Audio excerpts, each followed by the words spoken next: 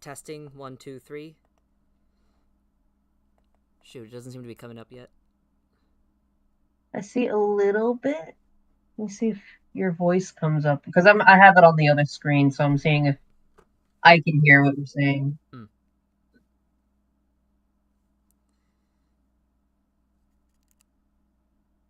Okay, yeah. Yeah, just check my phone. Okay. Hopefully, our third host is available soon. Basically, I messaged you both. If one wasn't available, the other might be. Except, oops, you're both available, so we get more people now. Yeah, that works. Oh no, we have more friends. Oh, do we? I hate when that happens. Oh no. Hey, it's fine. It'll be fine. Everything's okay. We'll survive somehow.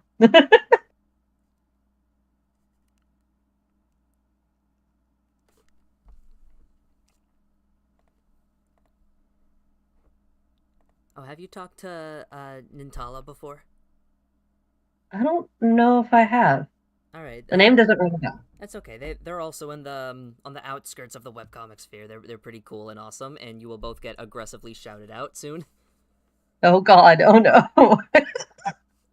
I'm gonna be perceived. How do you think I feel?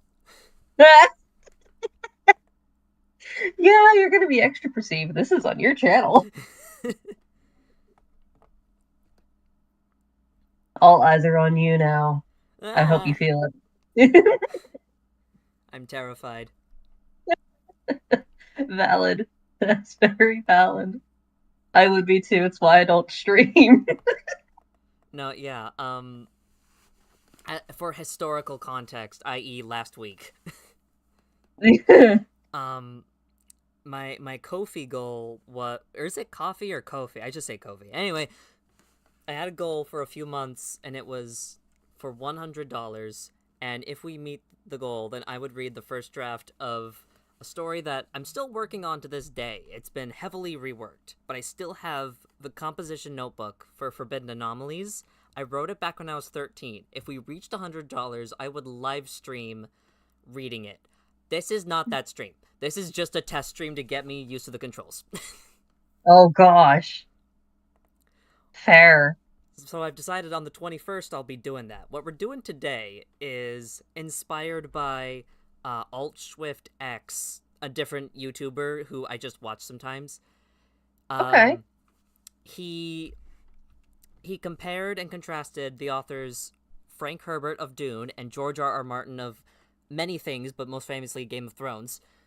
Yep. Basically comparing it via the book Bad Writing Tips by Joel Stickley, a book of like, here's what not to do when writing, and it was purely just for entertainment.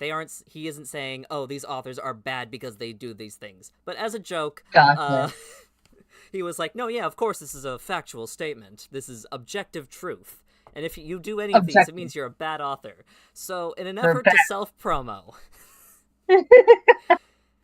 I'm going to talk about my own book. As you should. It's like roast yourself basically. Yeah. Yeah, you were very shit. Give me a second. Okay. Nope, you're good. All right, everyone's good. I just knocked something metal over. I'm good. Um, Okay. yeah, you gave some very helpful feedback. You were very nice about it, which is very appreciative. However, objectively wrong because, as we all know, all authors are bad. Yes. Yes, exactly. I'm too nice. I do. It appears. And one of my other moots, who one of my good friends, who did exactly what I asked her to do. She asked, "Okay, do you just want like grammar and feedback and nitpicky stuff, or do you want me to go all the way with the themes?" And I said, "Go all the way." Would you believe it? She went all the way. Oh God. Oh no. I'm I'm not mad very at her. curious. I'm literally not mad at her. It was just hard to swallow at first because I was like, "You make a lot of good points, but also, ow, my feelers." Yeah. Yeah, you do expose yourself to that when you ask for the hard truth. Yeah, but it did help me improve some like plot holes and stuff. She even helped me like design the front cover better. Oh, that's awesome. Damn. No, that's good. That's hella good. Yeah. And I just realized I never talked about it on. Okay, I've been nonstop talking about my book on Blue Sky, not on YouTube. But before we do that, do you wanna talk about your stuff first? Oh God, my stuff. If you're so comfortable, for no reason, I Yeah. have your link tree up right now. My link tree. Oh Jesus Christ! Here I am. Um, it's just a passion project, obviously. So it's just the work that I do is Starfish Lovers.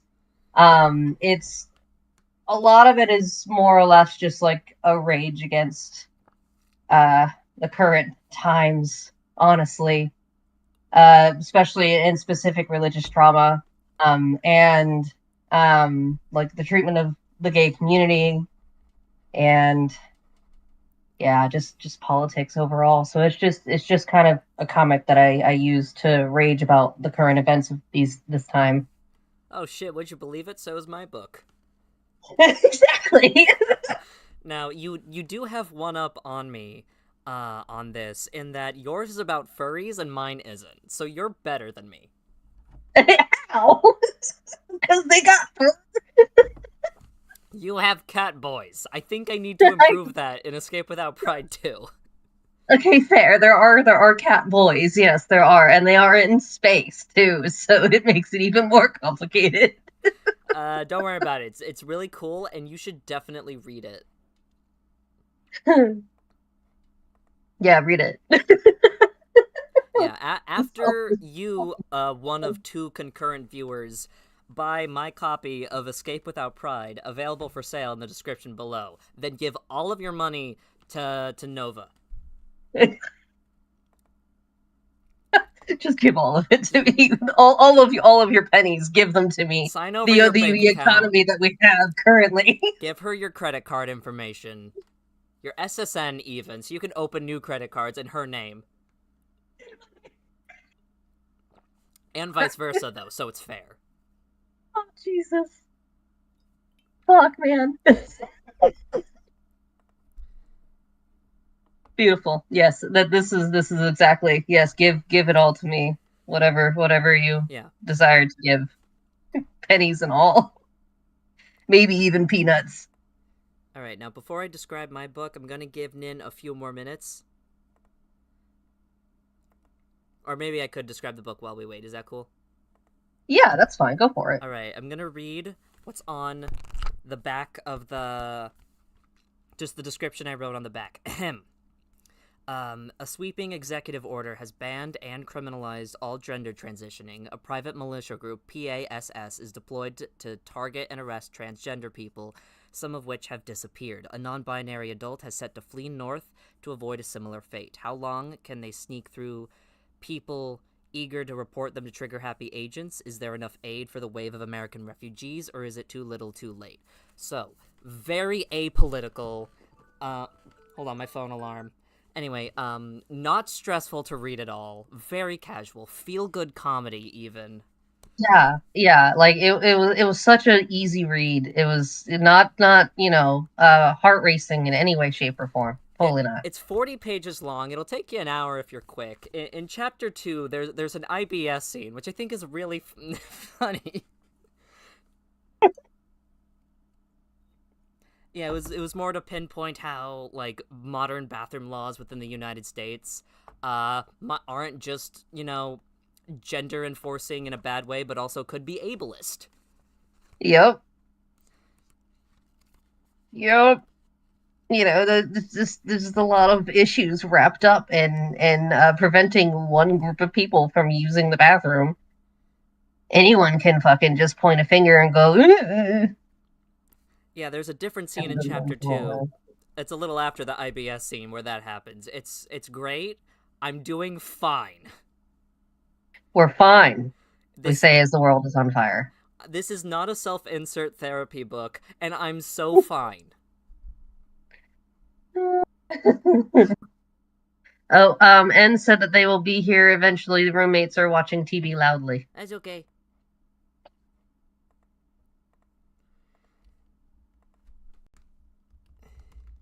Take your time, BB. I sent to Nin. Good. They must not stress. No stress for the BB.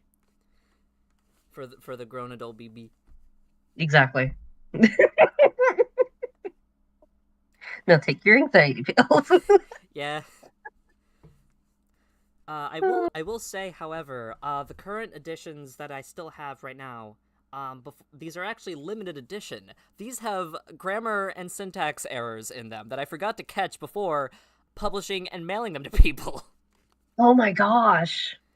So the PDF, and I don't mean that in the like the TikTok, YouTube censorship. I mean the literal .pdf file. That's another topic in our stories. Don't worry about it. In this copy that we're looking at, this is the up to date, no errors. I think.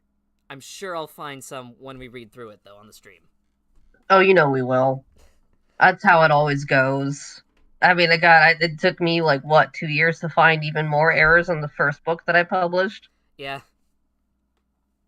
And I'm still cringing about it because I sent it to another freaking comic shop in Washington DC or state? State. Ah. Yeah, How'd it go? they didn't notice. Okay, that's all that matters. Yes. So far, they have not noticed. Would they have rejected it if they noticed? I don't think they would have because, like, mostly the main issue, and I don't know how it happened, but I was on Mixum, and I guess when I was going through pages and updating things, fixing errors, I had made an error, which was to switch two pages in the wrong order. Mm. And so I didn't realize that until much later, and I'm like, oh, fuck. Womp womp. Yeah, but I fixed it recently, so now my anxieties are no longer there. Yeah. Yeah. Yeah, I'm just having to deal with the fact that like the ones that people are buying are currently typoed. I do have a batch saved on Mixum. I haven't ordered it yet. I'm waiting to run out first. But Yeah. I just got accepted into my first ever I don't know if convention's the right word. It's called a pop-up art thing. Basically, if you live in the Portland, Oregon area, you should go to Sunny's House of Tattoos and Treasures on the weekend of the 24th to 26th of April. My book's gonna be there! That's awesome. Congrats. This is my first ever acceptance into anything, and I'm so normal about it. Be absolutely unnormal. Normalize yourself. Do not. Okay, Yes. Screaming possum, go.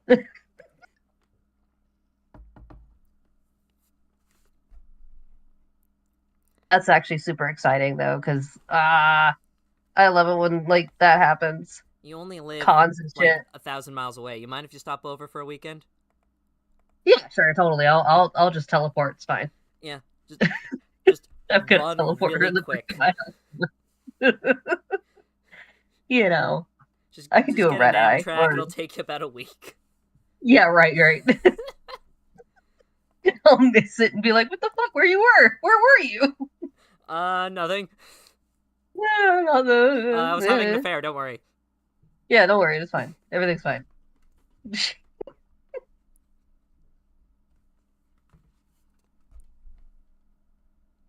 Do you think you'll do any more after this one, though? Well, right now, like, any more books or, like, sequels?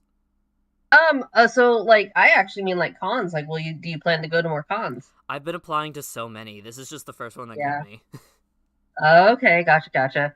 That's fair. It does take a while for them to, like, kind of get back to you. Mm-hmm. And then, I guess, like, for books, too, like, are you planning on doing more? Oh, yeah, that's... Before I got into webcomics, I was writing books, like what is currently called Forbidden Anomalies, which will be released eventually. At some point. Which is totally fine. Take your time. It was originally a book. It's a webcomic in the process, but it was originally a prose book. That's why I still have the composition notebook. And I'm actually... Gotcha. When I like ordered and published this and got it live, I was like, I still need to write. I still need to write literature. So now I'm reviving a different thing I wrote back when I was like 16. That's cool. Keep your eyes peeled in the next 5 years if I'm quick about it. Yeah, it takes fucking while. Like that's actually kind of how I started off with my book, or comic technically. Mm. I think I wrote like a good 80,000 words in like half a year for Starfish Lovers before I decided to turn it into a webcomic. Mm.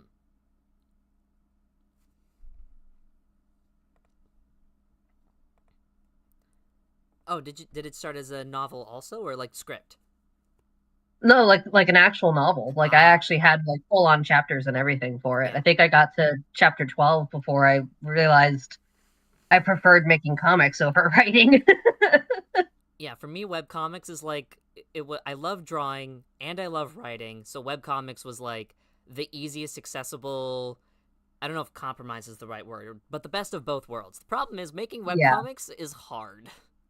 Yeah, it is. It's complicated. I think I like it though because like it does really challenge you to draw things that you're not comfortable with drawing, I or still, like that you would, wouldn't normally decide to be like, yeah, sure, I'll totally draw like 20 cars. That's fine. I still to this day have never drawn a microwave, and I've missed a lot of opportunities to draw microwaves.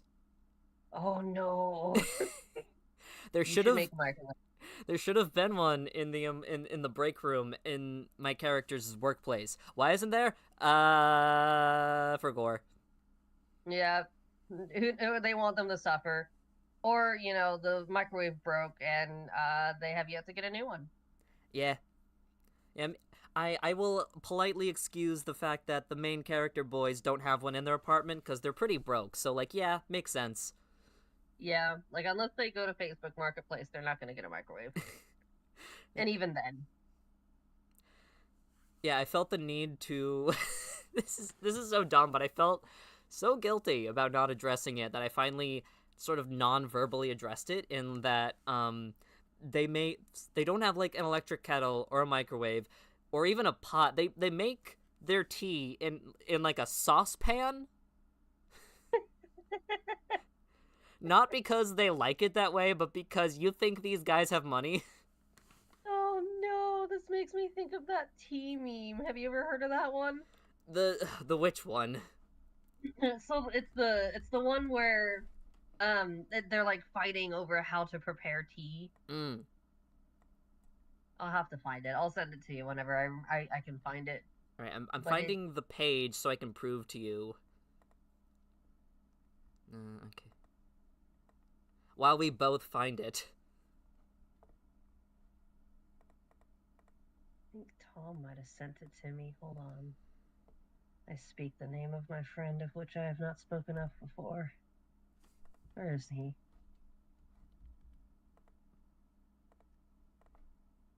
Don't mind that that white streak was just on screen for a second. It's fine. It's still on screen for me, so.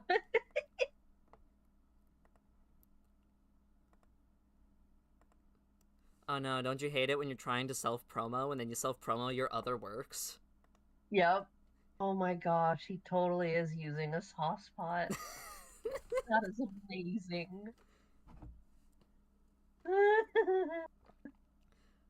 Oh, Will these they ever two are get so... like a kettle in the future? Maybe. Maybe never. They may forever just use the sauce pot. Hey, you know what? There's actually nothing wrong with using a sauce pot. Like that's usually how we make like sweet iced tea, so If it fits, they sits. exactly. And liquid definitely fits wherever it sits. Yeah, I wasn't making stovetop tea, but when not to humble brag, but when I was in Japan earlier this year, Son of a gun. there was a lot of stuff that like okay, I'm only staying for 3 months, so I don't want to buy a bunch of kitchen supplies that I know I can't take home with me. So like a toaster oven, probably not.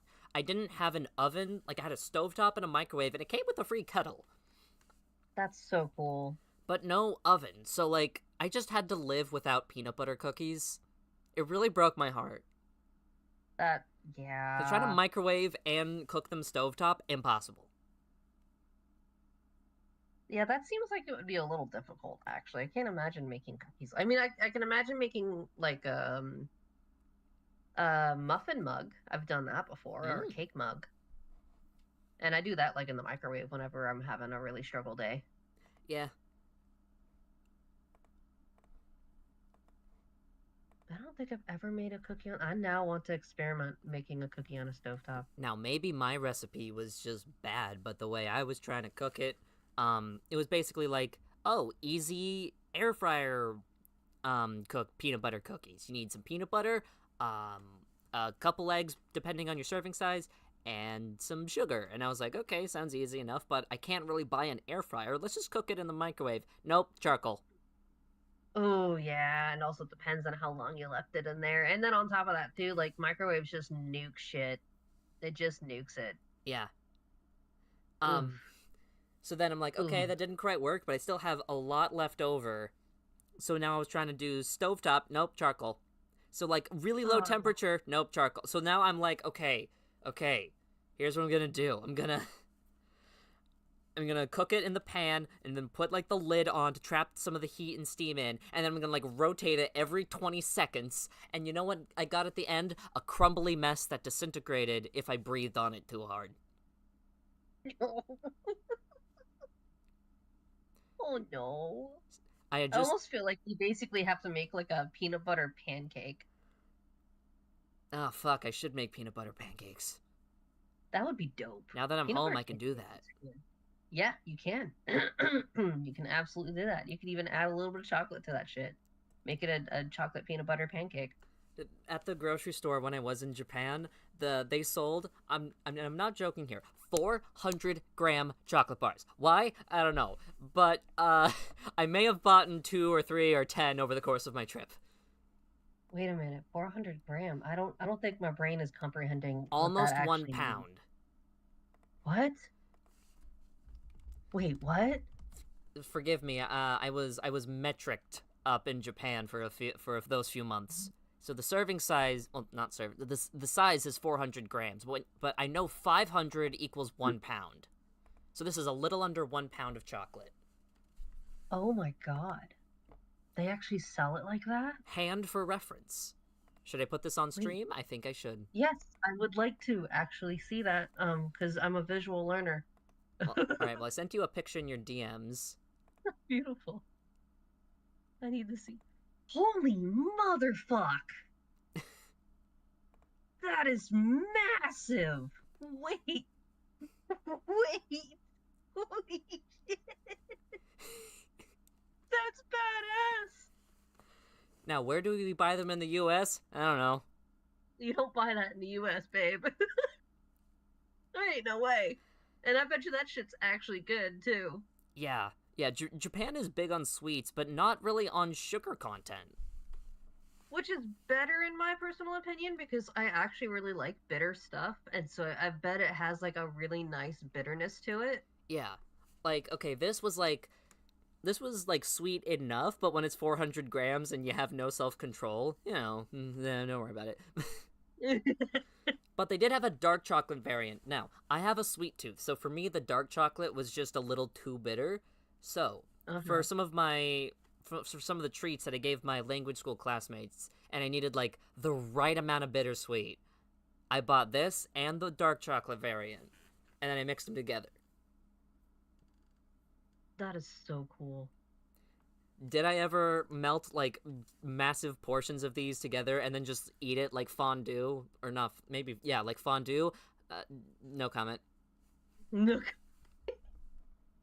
it's so funny because like if I actually had this, it probably would last me like 2 weeks.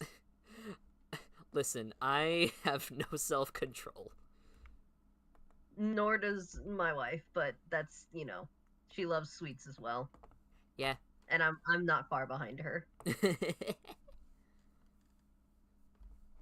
And I can also say I'm probably a bad influence as well, considering the fact I come home most nights and I'm just like, I had a really hard day.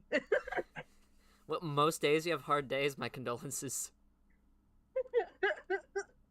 Most days. Well, considering I work for a print shop with customers that don't understand how to be human, it tends to be Don't a even get bit me of a started. struggle. Don't even get me started. I also work Oh, a I can, customer yeah. facing job. People just don't know. They don't know things. They don't understand how the process of things work. Okay, They just so have no fucking idea. yeah, listen, I completely understand, like, being unfamiliar with something. Like, if you just genuinely don't know something, even if it's obvious information, I don't blame you, because you know what? Some days our brains were just left at home. Yeah. I'm not smart every day, or most days, No. and that's okay. Nor am I. If you're a jerk about it, I'm going to hate you forever. Valid. I had a very, very nice woman the other day, and the custom frame project she wanted, she was so sweet about it, but it was just impossible. And it was like, that's, Impossible to do. Yeah. yeah. Yeah, I don't want to, like, reveal too much, so I won't say publicly, but like, she was asking for quite a lot on a really restricted budget on a very limited time frame, and like, she was totally sweet. She was just, framing is not her area of expertise, and that's fine. Not everyone knows about picture framing. I think for me, my customers are kind of more along the lines of, because like a lot of the stuff that we do, it's more custom work. So like you can't just like come in and ask for a price. We kind of have to know more details about Oh certain yeah, me things. too. So like I have to ask, hey, do you want this two-sided or single-sided? Do you want this in color or black and white? Yada yada yada yada. And I'll ask these questions and then they'll respond to the next email and go, yes. And I'm like, to what? To what? What are you yesing about? All of it? You want all of the things I've provided to you? Like, what Yes. is it? I do need this for my wedding, which is tomorrow. Can you make that happen? Okay, which Yes. options do you want? Yes. Yes. Just yes. Just yes. Yes to what? Might I ask? Oh, you need it when? You need it 5 seconds ago? I'm sorry. Who do you think I am? A fucking magician? Yeah, now okay, it's very tangential, but um due to reasons, I signed up to like be an Instacart shopper, so now I'm back on the other side and I'm so nervous because now I'm like, "Oh boy, now I'm the idiot who doesn't know where anything is because I get overwhelmed easy." And like, Yeah. stores are big and sometimes employees are mean, and then and there's also a timer because like I have to get it done within a certain time or else it looks bad on my Oh, scores or whatever. I don't know, but it's like, ah! yes. Yeah. Internal and external screaming. Yeah, I know. I would be too stressed to do that. That's why I stuck with Uber and Lyft. All I had to do was take a human being from point A to point B, and sometimes they may have been drunk, and that was fine. No, I'm too scared to do Uber and Lyft because what if the human being tries to talk to me? Oh, no, they did. I was called a golden lesbian one time. That was probably one of the most interesting interactions I ever had. He gave me tacos to boot as well. I was given free tacos, so I had no qualms. What's a golden lesbian?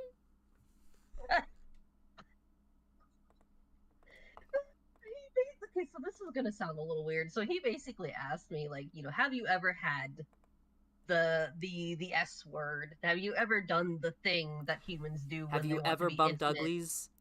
Yes. Have you ever bumped uglies? And so I looked at him and I was like, no, I'm currently a virgin. And he's just like, oh, so you're one of those? And I'm like, one of what? A golden lesbian. And I'm like, huh? Because I told him prior I was gay, and he's just like, amazing. A virgin Here's a and a taco. gay? Amazing.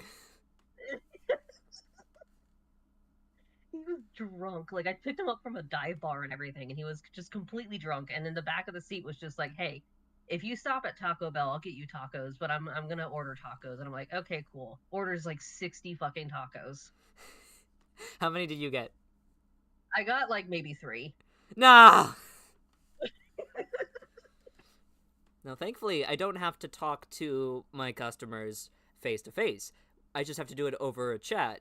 If it's like, here's your receipt, or they're out of this item, do you want a replacement?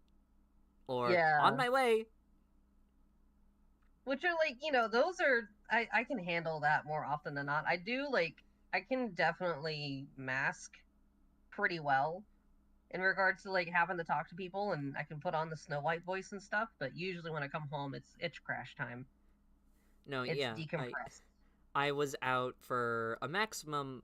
I drove off my family house at 7:30 a.m. because I was like, hey, I got the day off. Let's knock out a few hours. And I drove Yep. home at 12, so about 4.5. My hands were shaking so bad at my Oh last no. order. I was like, okay, I'm done. Yeah. Yeah, it is. It is kind of like really nerve-wracking because I remember doing it like I mean, I did it. It was like one of my three jobs that I had when I was doing college and shit. And it was like when I first started doing it, it was kind of fucking scary. Like I literally was just having people at 4 a.m. In the backseat of my car, like getting out from downtown Jacksonville or St. Augustine after parties and crap like that. And it was like kind of, majorly scary because like there were some moments where like people were a little too handsy than they should have been and all that kind of crap. So but like overall I did make it out unscathed and it was like fine. But like and even like doing food orders too, like it was nerve-wracking because you have a timer, you have to be at that specific location at a specific time. If your car doesn't look a certain way, they'll drop you or whatever. It was, Mm. yeah, I'm glad I don't do that no more. Yeah, I can't imagine. Hopefully, I'm not doing Instacart on the side forever. But, it's a little better than the 10 hours a week I'm getting at my day job. Yeah, and honestly, like doing it on the side, I think is better more than anything because if you were doing it full time, like that wrecks your Ugh. vehicle after a while. No, yeah, I'm not the greatest driver in the world. Don't ask why. I don't know if I could. I don't. I'm probably gonna total the thing in like a week if I did it full time. Oh God. I'm gonna hit No, don't do that. every mailbox. Oh, we did that. Actually, we didn't hit a mailbox. We hit a recycling bin. Never mind. That was completely different. We hit a recycling bin and it actually tore off the mirror on our passenger side. And we were like that for several months because it was expensive to get it replaced. No, yeah, I have some cosmetic damage that's completely my fault and no injuries. Like I hit a curb a few years ago, and then a little more recently, like only 2 years ago, I hit like I scraped a concrete wall. Um, Cosmetic repairs on a car expensive, so now they're there to build character. And you know what? It who gives a fuck? If all you're doing is delivering stuff, like no one's gonna care. Like if you're picking people up, then they'll care. But like if you're just dropping stuff off, who gives a crap? Yeah, yeah, It could that. sound like it's dying and it'll be fine. Yeah, I also figured like, okay, if the customers in the Uber and the Lyft see my cosmetically damaged car, they're gonna think like I'm not a safe driver. Which, no comment. I'm much safer these days. Good, as you should be. I wonder if they're gonna hop in or not. Have you heard anything from N yet? Give me a second. Hopefully they can join soon. Yeah, no worries. It's like 10:20, so it's the only reason why I'm like, you should probably start talking about your book more and not just go off script. This is the ADHD, man. Don't worry, it'll keep us entertained. This is true. That's very true. I just don't want to like fill all your time with like my bullshit, No, you yeah, I don't know? want to like keep you super up late either. And I was gonna be up late regardless, even though I have to. I've got a mural that I got to do tomorrow, so that'll be fun. A mural. Yeah, so I did a mural for Washington at Oak State Park, like 6 years ago, and basically it's just like a little like inked illustration, and then what kids can do during Earth Day is they'll actually paint it themselves, so it's almost like a gigantic wall coloring book, but it's just like a wall that you can like wash the paint off of, but Mm-hmm. not the illustration itself. Mm-hmm. And I'll be doing that for like 4 maybe 6 hours tomorrow. Good luck. Hopefully it's not super Yeah, early. it is. I'll be dropping my wife off around like 7:30 a.m. and then I'll probably head over there soon after that. Sounds great. Yeah. All right, I'm gonna give Nin a few more. I'll give them 4 more minutes until 10:25 your time, Okay. Hopefully they can join at some point later. I'm saying, Nan, I love you. You're doing great, sweetie. You're fine. It happens. Shit happens.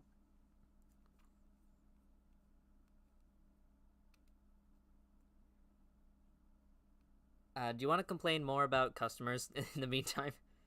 Why not? I can complain about a particular one that I had to deal with this week. Please. He works for a roofing contractor. He is a roof contractor, I suppose, and they do like a lot of like roof repair. And every time he calls me or sends me an email, it's always something that he wants like thousands of. It's not anything simple. It's nothing small. Like it's usually like 8.5 by 11. It's like what 2,000 8.5 by 11 flyers, and he will want it the next day, Sounds like great. the next fucking day. And like yesterday, he was just like, "Hey, I want this. I want these 8.5 by 11s, and I want this other flyer that's also 8.5 by 11, but doesn't have me cutting you cutting it to bleed. And then I also want you to design these things. Oh, and oh, can you get these done today? And I know it's like three or no, it's like four. He wanted to have it done. He wants it done that day, but I was like, I can't do that. We don't have like 14 point, which is what you need. I can most likely get like 500 done tomorrow, maybe. And he's like, in the morning? And I'm like, I guess. I guess, sure, why not? I only come in at 8 a.m. So Sounds great. he's one of those. One of And he's my. one that, yeah, go ahead. Oh no, sorry, you finish. I was pretty much done. He's just one of those customers that I deal with a lot All right. more often than not. This was one of my first bad customers at my job when I was still a few months new. He was asking for he needed a full custom frame because nothing on the shelf was enticing him and his wife. But I'm blaming him mostly. Basically, he wanted like a custom frame, and we can do. Technically, it's called same day framing.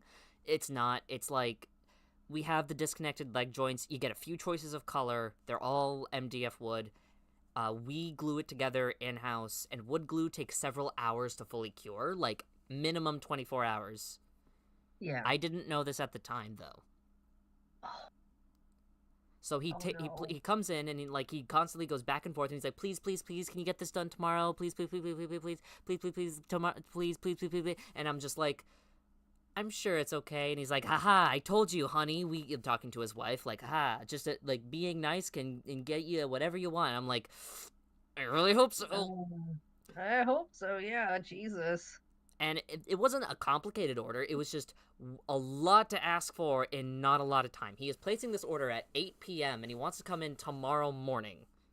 Oh no, that is not enough time. Yeah, I found that out the hard way. Because so, like, I take his order, I store it, and then I leave a big old note on it that's just like, hey, at opening framer, who came in at like 6 a.m. Opening framer, please work on this first thing.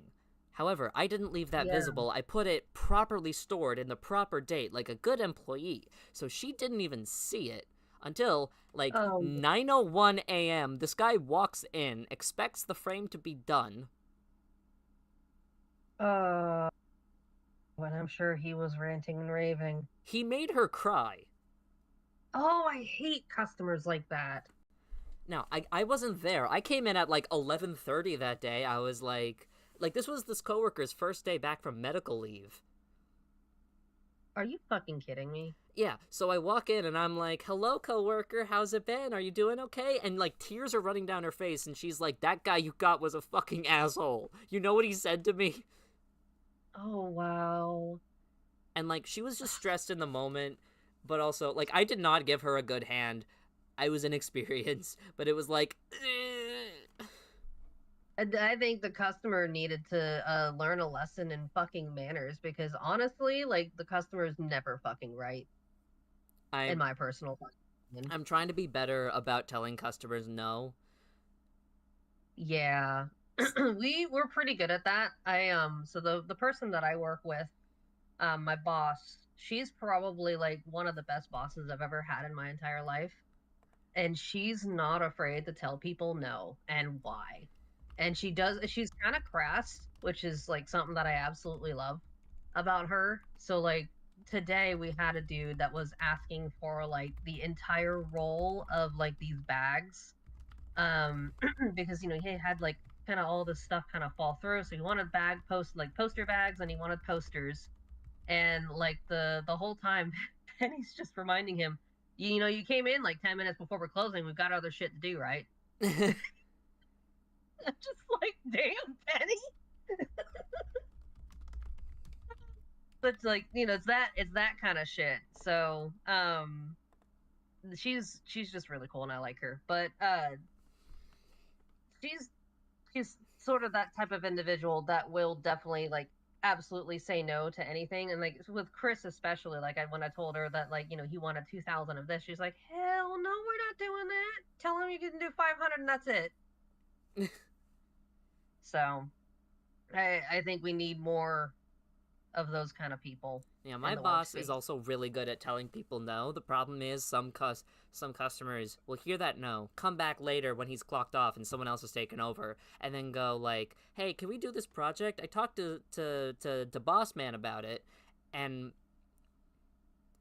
then we end up taking the order because the person either lied, which God forbid a customer lies. Oh, God forbid, yeah. Ugh. So like my tactic of saying no to a customer is like, instead of just saying no, we cannot do that, and then opening that door of possibility, what I'll do is I'll try to like I'll just tell them what they're asking of me back at them. And if it's like a long list of demands at that point, so I'm like, okay, so you want your, like, let's say your poster, but still in the magazine, but in a floating style frame, but you don't want anything custom, but you want it off the shelf, but you want custom glass to go with it, and you want to swap it for this frame, and you need it by tomorrow. Yeah. And sometimes that like people that just goes over their damn heads. Usually for us, like it works for us to just be kind of like, nope, we can't do that. And if they decide to be like pissy about our decision to say no, I'm like, you can go to Staples and pay an astronomical amount if you'd like. That's usually what we do, like especially like with builders and stuff like that, because we do a lot of blueprint stuff as well. Yeah, like and if a we're lot just of those contractors are assholes. Yeah, if we're just like physically incapable of doing something, then I'll just tell them like, I'm so sorry, we cannot print you your poster immediately on the spot on the cheap. Technically, the one that we do have costs $30 and it will be framed. Our usual way of doing it takes 3 weeks to come in because our production company ships it from out of state. Exactly. Or like, I'm so sorry, like, your artwork is way too heavy and we don't have glass big enough. Like, if we just are not capable of doing it, yeah, we'll do it. But if it's just like this will be way too hard to do it and will cost you like $1,000 thing, then I'm just like, are you sure? Yeah, I usually do try to like kind of overprice things at certain points for certain customers, especially if it's a job that I do not want to do and it's a job that Penny absolutely does not want to do. We'll tend to overprice it, and then they'll be like, think about going somewhere else. I'm like, thanks, you should do that. All right, we're gonna start the content of the book soon. I sent Nan a warning message. Hopefully they can join soon. Don't worry, I assassinated Nin, so I'm sure it's fine. Oh goodness gracious. They'll be fine, don't worry. They'll get better. It's just a flesh wound. It's just a flesh wound, they'll be fine. Just a stab to the heart. It's poison, that's all. It's okay, they got a second one. Oh, fuck. Alright, so the first part of just a reminder for the nerds who are coming in a bit later. I don't know if anyone did come in later. This is not the Lily Orchard 100 bad writing tips. This is the Joel Stickley 100 bad writing tips. So, the first thing to do to write your book the objectively wrong way is to begin with the protagonist waking up, and I ran out of space to add this text. Look out a rainy window, which is a metaphor for their life. I have already done that. Alright, so you have to go to jail. I do. But more importantly, the main character, me, am I going to jail? We shall see. Doesn't look... Hold, I forgot everything I've ever written in my life. Give me a second. No, yeah, it starts in the middle of the night. Okay, when they do, like, leave the building, or when they leave their home, like, oh, it's super cold outside in early to mid-November. But no, yeah, when the book starts, here's a fictional executive order of this very fun law. And, like, they've been awake all night just, like, packing and prepping. Yeah. So I am innocent on this charge. You are. It's a Um, good way to start it. It creates great tension. Alright. Charge number 2. Use many adjectives. Holy shit, is that Nin? Yes. Hi, Nin. I forgot how Discord worked. I'm sorry. It's okay. Do you want to tell all one of my viewers tonight who you are? Sure. Hello, I'm Nin. I'm an Hi. internet gremlin. Nin has a Love Ko-fi. You should give him money. Yes. I mean, you don't have to. You have to. This is a threat.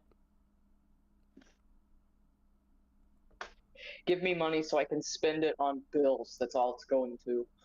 You're right. That's too irresponsible. Oh. Bills are... I'll be even more irresponsible then, so that way I can go further into jail. Alright.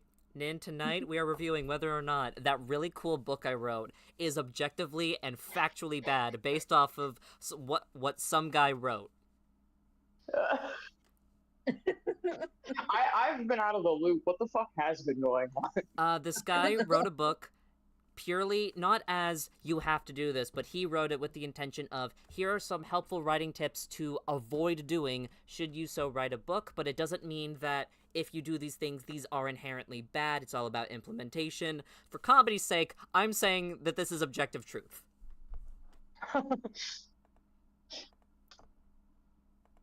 Onision would have failed this course. But will I? That's more important. I don't think so, because you're better than Onision. Okay, that is not a high bar. It's some way to start. It's a good way to start. For You're example, better than... my... I mean, everybody's better than AI, too. Is that another... That is true. This book is not written Yeah. with AI. That is true. Hey, you know what? That's a pretty damn good start. You're better than some average cis man, too, writing a book. Think of all of the horror. You're better than J.K. Rowling. Think of all of the horrible people out there, and then how you're doing better. Yeah. You kind of are though. I don't have yacht money, but I do have some money from people buying my pro-trans book. Which is an excellent feat, I might add. I say it's pro-trans. I mean, it's in a transphobic world, but, like, it kind of has a happy ending. It's okay. For example, first charge, I am innocent. The protagonist does not start the book waking up and looking out a rainy window as a metaphor for the life. Now, do I use too many adjectives? Oh man, I should have reread your book before being here. You mean my really cool book, Escape Without Pride, available for sale on mykofi.com? Yeah, I literally- exactly, actually. I remember speed reading a chunk of it, and then I moved in the last few months I've been held. No, yeah, moving kind of takes all of your brain capacity. I don't blame you. I miss having a bedroom. That was the great thing. I could just have a bedroom and chill out. No. Fuck yeah. The basement is uninhabitable here currently. It's flooding and there's a bunch of fiberglass exposed, and it was gonna be where I sleep and have my stuff, but I can't go down there yet. Oh jeez. What? It's free cotton candy. No! No, Itchy. no, it is not. Spicy cotton candy. Very spicy. Sharp cotton candy. Sharp toilet paper.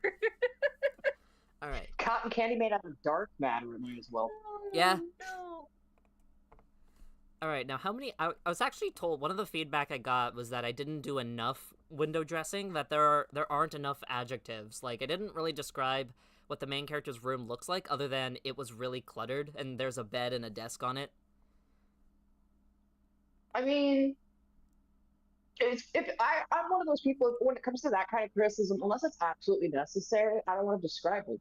Mm-hmm. Have fun imagining how cluttered it is. Go wild. Yeah, Hold because on. like you can kind of fill in the space of what you know are familiar with, so you can kind of add your own details to the room itself. Like unless like it's the description of an item, then perhaps and like an important item per se, you know. Mm-hmm. Yeah, like here in chapter 3 when they're entering the well, they enter the first hotel. Shoot, where is it? I've been in a multitude of cluttered houses. How cluttered do you really want to get and gross people out? It could just be a normal clutter, or it could be like some mold-infested, damp, dungy clutter. Yeah, that's true. You could have Cheetos smeared into the carpet. You never know. You never know. You could have jars filled with things that you don't want to know. So many pony jars. Oh no! Can I go back 5 seconds and unsay that? That's recorded, my friend. It is recorded and spread through the world. Forever associated with my really cool book. Yes, forever. Okay, yeah, there it is. So the first one was just the motel, out like on the forest edge of town. The reception room was warm. The walls a yellow beige color with large paintings of forest, a dark green carpet beneath, and a rich brown desk hiding the receptionist. She stood up to show herself, a poised, refined woman in her late 30s, full head taller than me, not me, the first person narration. Light honey blonde hair was tied in a clip. She wore a navy blazer, top of blah blah blah. A drive later, they go to a different hotel because the first one rejected them for unsure reasons. And there is okay, right after this, they end up having like a complete random panic attack because sometimes they just happen for no reason, and like they're deliberately trying to ground themselves by like overly focusing on their surroundings. Yeah, and that's good. Like one thing real. One thing it's real as fuck. It's real as fuck, yeah. Yeah. AF. One thing that I was trying to do a bit was like storytell through the narration. So like in the intro when protagonist Kun is trying to get all their crap together, they're just like don't worry about don't look at anything else, just focus on getting the fuck out. This is an emergency and you need to evacuate. But then like okay, it's fine, everything's fine. Random panic attack, like a normal healthy person. And then just like this is areas they're familiar with because this is where they live, so they're not like overly concerned with detailing everything. But then in that other panic attack scene, they're like, okay, calm down. What's around me right now? Why do I had the thought that like it was a charged panic attack because they were reserving it for where they felt, somewhat remotely safer. They are just in low grade panic throughout like the entire book. They kind of are though. I wonder what that feels like. I'm so normal.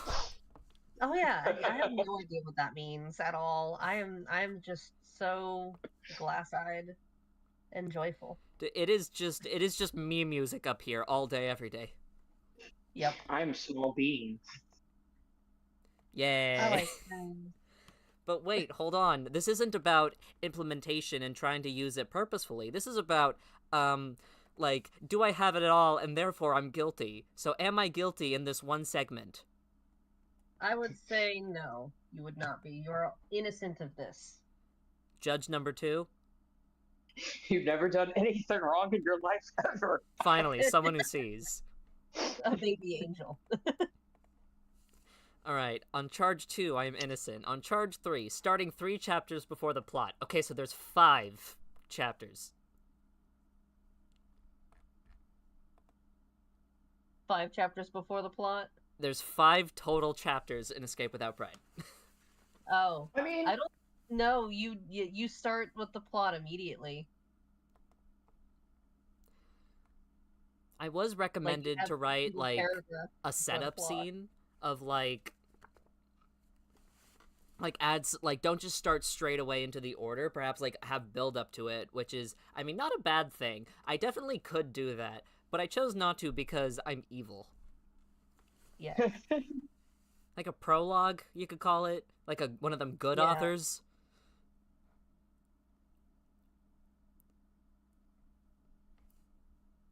That is a sad cat. Charge 4, mixing up past and present and future tenses. So instead of No. said, or like using said and says, I am going to see this. What did he say to me? He looked over. Did you ever notice anything like that? I'm actually really bad at this because I am guilty of all 4 right now. Yeah.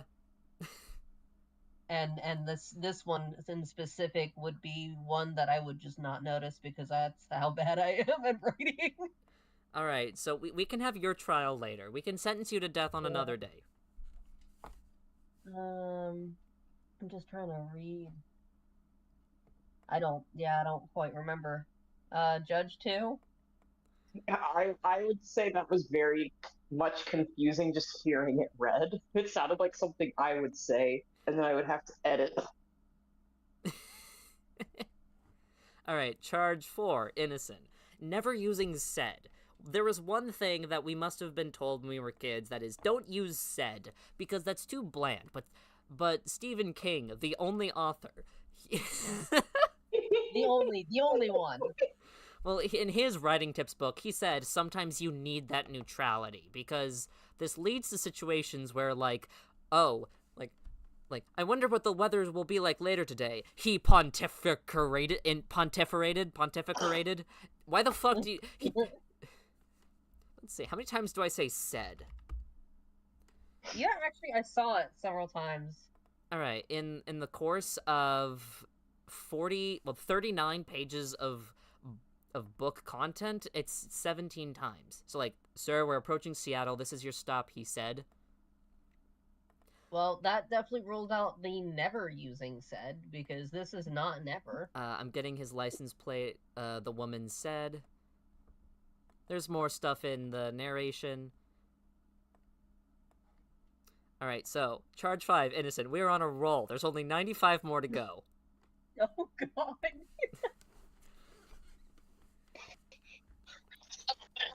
Wait for this. What did I sign up for? We'll be quick. Charge number 6, writing what is trendy. The sample, like, the funny sample used in Joel Stickley's book was, like, the super school of wizards and witches and vampires and abused children was full of mystery and wonder. Secret Agent Smith, like just throwing whatever is trendy for the sake of trying to get sales. No. I love torturing kids just to get sales for my book. Yeah, me too. Really, yeah. That's exactly the reason why I am a masochist with my writing. Absolutely.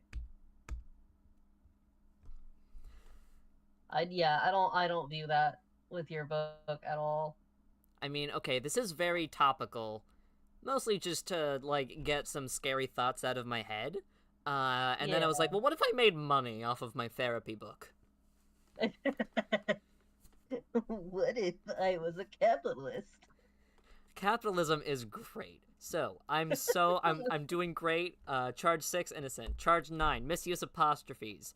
Would you like to go through all 545 apostrophes with me? Oh no, yes, let's go for it. Alright, good. That one's good. That one's the end quote. Okay, it's good. It's good. It's good. It's good. It's good. It's good. We're doing good. Still good. So far. So far. Wait. Okay, the camping goods apostrophe store. Is that... I meant that in, like, possessive apostrophe. Is that correct, though? Is that objectively, factually correct? Because there's only one English language, after all, American. Yeah, there's only one language in the entire, like, world. Yep. We speak American in this stream. I speak caveman, unga bunga. Unga bunga. Unga bunga. Oh no.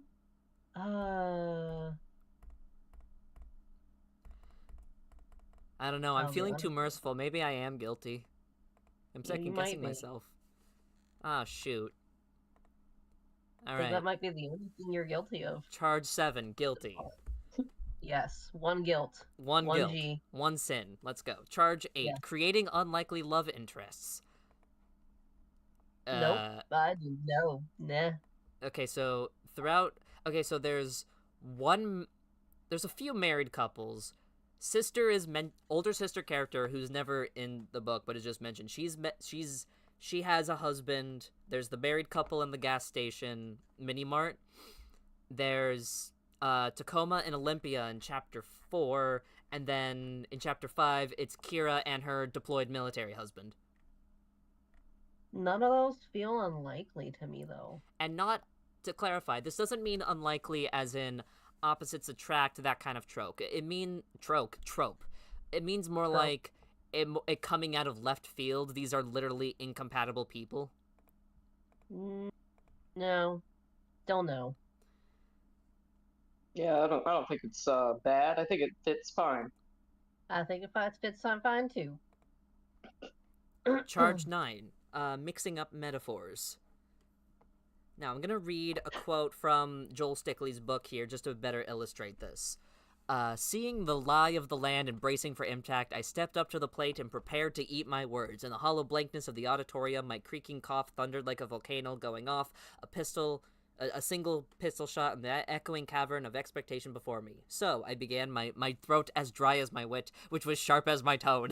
We seem to have reached a fork in the garden path you've been leading me upon, like a lamb to the slaughter, a turning point of no return, you might say. So just overdoing it. Oh boy. No, I don't believe I remember any of that. Right. Quite honestly. Judge 2? I kind of, like, died halfway through. That was a lot at once. Yeah, I did assassinate you. Sorry about that. What was the question again? Dual assassination. Alright, charge 9, innocent. Charge 12, cast all children as orphans, and not for, like, deliberate thematic purposes, just for the heck of it.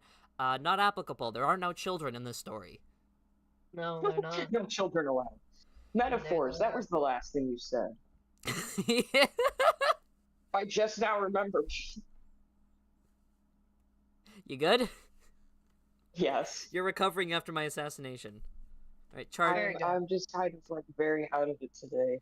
Alright, charge 10, innocent. Charge 11, everything happens suddenly. Like, stuff just coming out of nowhere. Sorry, slight content warning for the chapter 2 confrontations scene. This isn't... not really foreshadowed, not like... It does all of a sudden happen, and like there were like in chapter 1 when they're just waiting at the bus stop, and then for seemingly no reason they just have an immediate panic attack. Yeah, but that's realistic. And like on top of that, like stuff suddenly happening. You kind of did have a bit of like you had plenty of foreshadowing or the idea of like something like this could happen to said character. Realm that they're in right now, so no. They had a messy room. I diagnosed them with panic disorder. Yeah, exactly. Yeah, that's how that works. Charge 11, innocent. Charge 12. I forgot how to count for a second. Charge 12, presenting research in dialogue. Presenting research in dialogue. What does that entail? Here is a clip again from Joel Stickley. My God, murmured Jeff, so it's true. We hold in our hands the original draft of the hitherto unknown Third Treaty of the 1648 Peace of Westphalia signed by Holy Roman Emperor Ferdinand III himself. So basically, expositing, like, in-universe information. Not lore, but, like, stuff you've learned. And then put... Oh, while you're trying to write the stuff that you're writing about. Yeah. So it's kind of like you forgot to delete that shit. Yeah, you just have the characters point blank saying what happened. Oh, no. Nope, I don't recall that. Judge 2? I don't think so. All right. Like I said, I haven't read much. It's been months. I'm supposed to really judge. We're reading it now. This court's stacked. All right. Don't worry, I'm the one who's on trial here, not you. It's okay. I feel like the judges are about to be fired. It's fine. It's You, all good. you can retire. It's okay. You can retire with your pension. We can retire when stream is over. All right, charge 13, overcommitting to genre. The sample that Joel Stickley used, and I don't feel like reading it verbatim, but basically, if you're writing a sci-fi setting, you can't just say he made coffee. You have to be like, he transportalized into the Ultra Coffee Maker 9000, and with his las gun, he blasted a hole into another dimension, and where, like, just trying to constantly assert the need to make everything sci-fi or everything fantasy. Gotcha. Nope, I don't recall that either. That's the only one, because you write like apocalyptic, rundown, messy areas. It's not like they're screaming, ooh, hyper sci-fi or future. Or I went to my in Fallout 76. I go to my nuclear powered coffee machine with my nuke gun and my irradiated medicine. And yeah, like I just feel like most of it's just like based in reality, and so like, I don't see it. All right, charge 14, innocent. Charge 15. Wait, hold on. Did I forget to count again? Charge 13, innocent. Charge 14, fail to assign dialogue. Okay. How am I to know whether or not the dialogue was meant to be there or not? There actually wasn't supposed to be any dialogue in this story, but I was held at gunpoint and I was forced to put in dialogue. Who would have thought? Oh my god. Well, like, in this instance, for example, you're not attributing, like, he said, she said, they said, etc. And in this point, I was trying to illustrate, like, protagonist Kun is not... This is happening several aisles over where they cannot see, they can only hear their voices. Yeah. And, like, I feel like most authors, it would get repetitive if they're talking for an entire page, and at the end of every dialogue portion, it would be he said, she said, they said. And I tried my best to, like, illustrate, like oh, this guy's really angry and he's screaming, while she's, like, more defensive and emotional, and then the guy's wife is more just blunt and straightforward.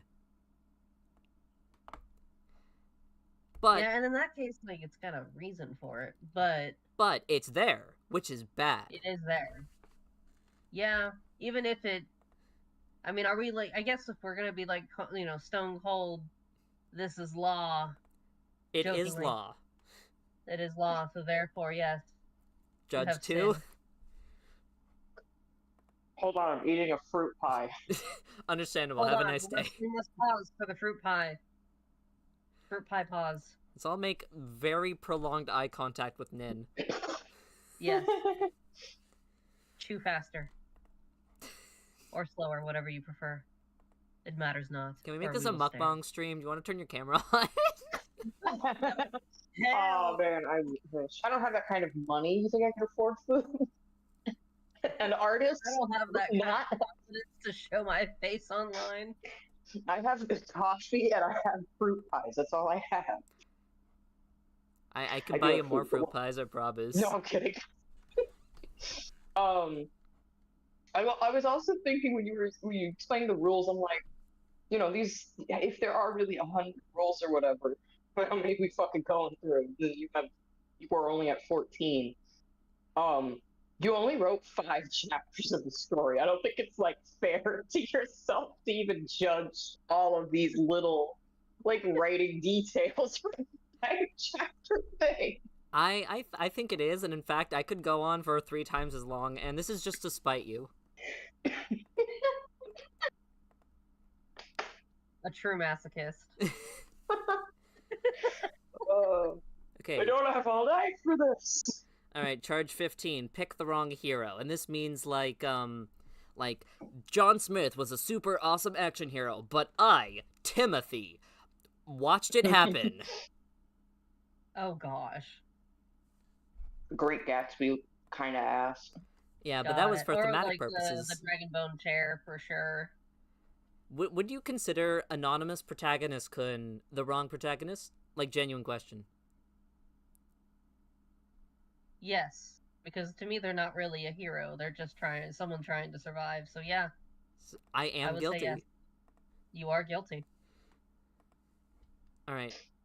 Charred, unless Judge 2 has a counter argument. No. Okay. Guilty. Charge 16. Guilty. Too many semicolons. I don't remember how many semicolons you put in your thing. You're gonna have to do a find mark. Oh my god, that's a lot. Wait, That's okay, like- never mind. That's like one every other page. Yeah, no, I'm good. Yeah, you're fine. You're Alright. innocent, babe. Explaining the plot all at once. I mean, there is an Kinda. executive order which kind of sets up everything. It does, yeah. Like you kind of do to like set the stage in such a way. Ah, man, but it is explaining it all at once. It is kinda, but like you're not really telling us that the character is gonna go off and do all these things. You're just more like like setting the scene is more how I see it. All right, unless Judge 2 has anything else to say. No, I agree. Okay. Charge 17, guilty. Charge 18, writing multiple POV in one scene. Not applicable. There's only one POV character. Yep. Wait, why the fuck am I marking that out? Charge 19, making the most of formatting, and this means overusing italics, bold, and underline. Now, I do like for character handwriting, there's that, Yeah, texting. but I don't think you even used underline. Did you? I don't think so. Is anything bolded? No, okay, well, the chapter titles aren't bold, I think. I don't remember. Yeah, but like there really is like minimal. Like majority of it is all just italics and like regular text. You know. Uh-huh. So no, innocent. All right. Charge 20, basing characters on real people. Okay, Yes. listen. And guilty. Beyond Don't we so guilty. Listen. You are so guilty. Go to jail. Okay. You're in jail now. Listen, the people who are more, like, explicitly based off of, I asked for their permission, and also, yes, the main character is mostly me. But, counter-argument? Nuh-uh. I was gonna say counter argument. Look at Stephen King. He's writing like the same fucking characters all the time. So, He constantly writes his own self-inserts. he does. He is the Stan Lee in writing. Yeah, and basically. just like Stephen King, I too have homophobia and slurs in my book. Totally. Absolutely. When in doubt, sex scene. Not applicable. There's no sex scene. Literally none. Okay, there's a shower scene, but it's non-sexual. Yeah, that doesn't count. That's as asexual as you can get, bro. Alright. Charge 23, self-aggrandizing self-insert. Okay, they do tase a homophobe, but, like... Shut up. They're allowed. Anyone's allowed to tase a homophobe. Are you skipping use dramatic ellipses on purpose? I forgot. Sorry, again, I don't know how to read, which is quite an accomplishment in the fact that I wrote a book. Oh my god. How could you? Okay, so there is a trail off, and then... Oh, I skipped Kira. This one, I was trying to illustrate, like, they can only hear some parts of the sentence.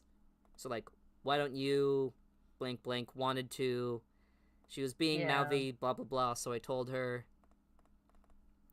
I would just say, considering the sparseness of the highlighting that I'm looking at right now, I'm gonna say nah. Mm-hmm. Yeah, You're not guilty. Yeah, a lot of these is just, like, the character kind of trailing off mid-sentence, or, like, stuttering. Yeah. Exactly. Alright, now, self-aggrandizing self-insert. Yes. Okay. Understandable. Have a nice day. Fired. Over-explaining research for charge number 24. No. Eh. Yeah, it was 5 chapters. How are you gonna over-explain? I know. There ain't no way. I could over-explain how IBS works, but I don't know. I didn't feel like it. It is. Still, you didn't over-explain a room or anything like that. No, you didn't. I did over-explain a room. The hotel room. Yeah, the one thing. Yeah, totally. Yeah, Yeah. it's like compared to when nothing else is described, that means it's hyper important. That is Exactly. true. It was so beyond important, even more so than the rest of the plot. All right, but the fact that it's there, does it mean it's objectively bad? No. No. Okay. All right. I need a lawyer to get me to shut up because I keep racking up these charges. You're not. You're just looking for a reason to be a sinner, aren't you? Do you want to go to jail? Well, I really want to go to that one jail in Drumheller, Canada. That's a town like with a lot of dino fossils. I really want to go to dino jail. That would be really cool.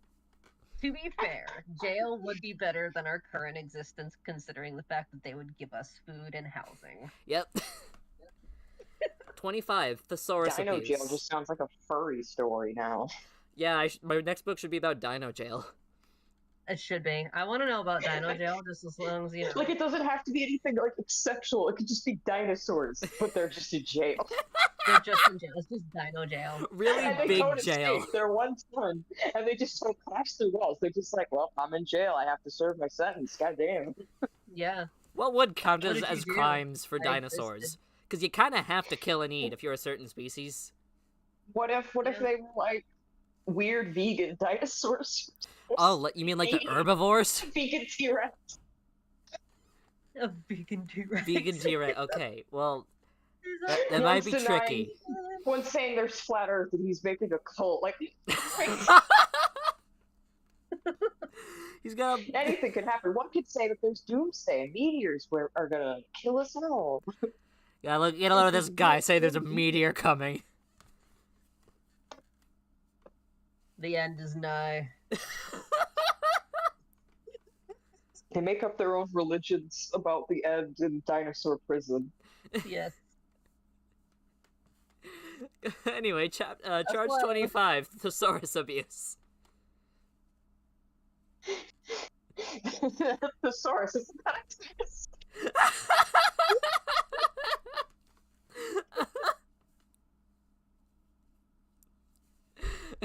Okay, so if I were a dinosaur going to jail, this would be definitely in my crimes. But for escape without Yeah. pride. You My good? problem is, Yeah, I'm just. no, I don't think they are. I think you assassinated them again. That's like the third I'm assassination. Wait, is there a kitty? I'm hoping my Raycons aren't like being too loud. I don't know how great my sound is in these fucking headphones. I can hear you. Did I hear a kitty? No. Damn it. I got cars going by. You're fine. Chapter 26, Scapegoat Character. Okay, main character, maybe. What are your thoughts? Do I torture them too much? You could torture them more. You could torture them more. I could. Yeah, there needs to be. I mean, there's angst, but there's not. I Like, watch enough. gripping. I watch enough of those YouTubers review like disturbing books. There's no way you're torturing your character that much. Good point. Alright, innocent. Charge 27, too obvious of twists. So this isn't like heavy on the foreshadowing. This is like you're just about telling the audience point blank. Yeah. Are there any twists in think my so. story? I don't know. I mean, I there don't are think like there's a single twist in your story. I think it's all just like shit just happens and it's shit. You know, it sucks that it happens to them. You know. Yeah, there is, It's like- really like awful. I plan to go to this motel. Oh, they won't accept me because they say their rooms are full. But she's like being really weird and plastic and passive aggressive about it. So it might be bigotry, but whatever. Okay, let's call the resources. Oh shit, they're all full. Okay, let's go to the shelter. Oh shit, they're full too. Yeah, there's not really any twists. I don't. Yeah, out of the 5 chapters, I don't think so. All right, charge The 28. worst twist you could have honestly done was like it was all a dream. It was all a torture simulation. It was just a fanfic. Wow. Of what? JK J.K. Rowling? I don't fucking know. Right? This was all a Starfish actually Lovers probably fanfic.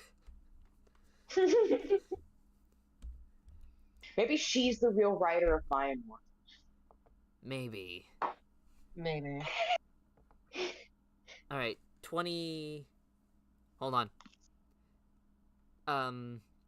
Refusing to resolve mysteries. Charge 28, I think. Because, like, okay, I never really explained exactly how this is enforced, like, on the massive through-by-through political scale. And the reason why is because, I don't know.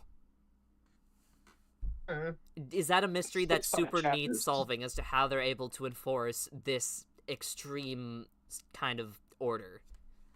No, because That's not the main character. Unfortunately. What? Go ahead.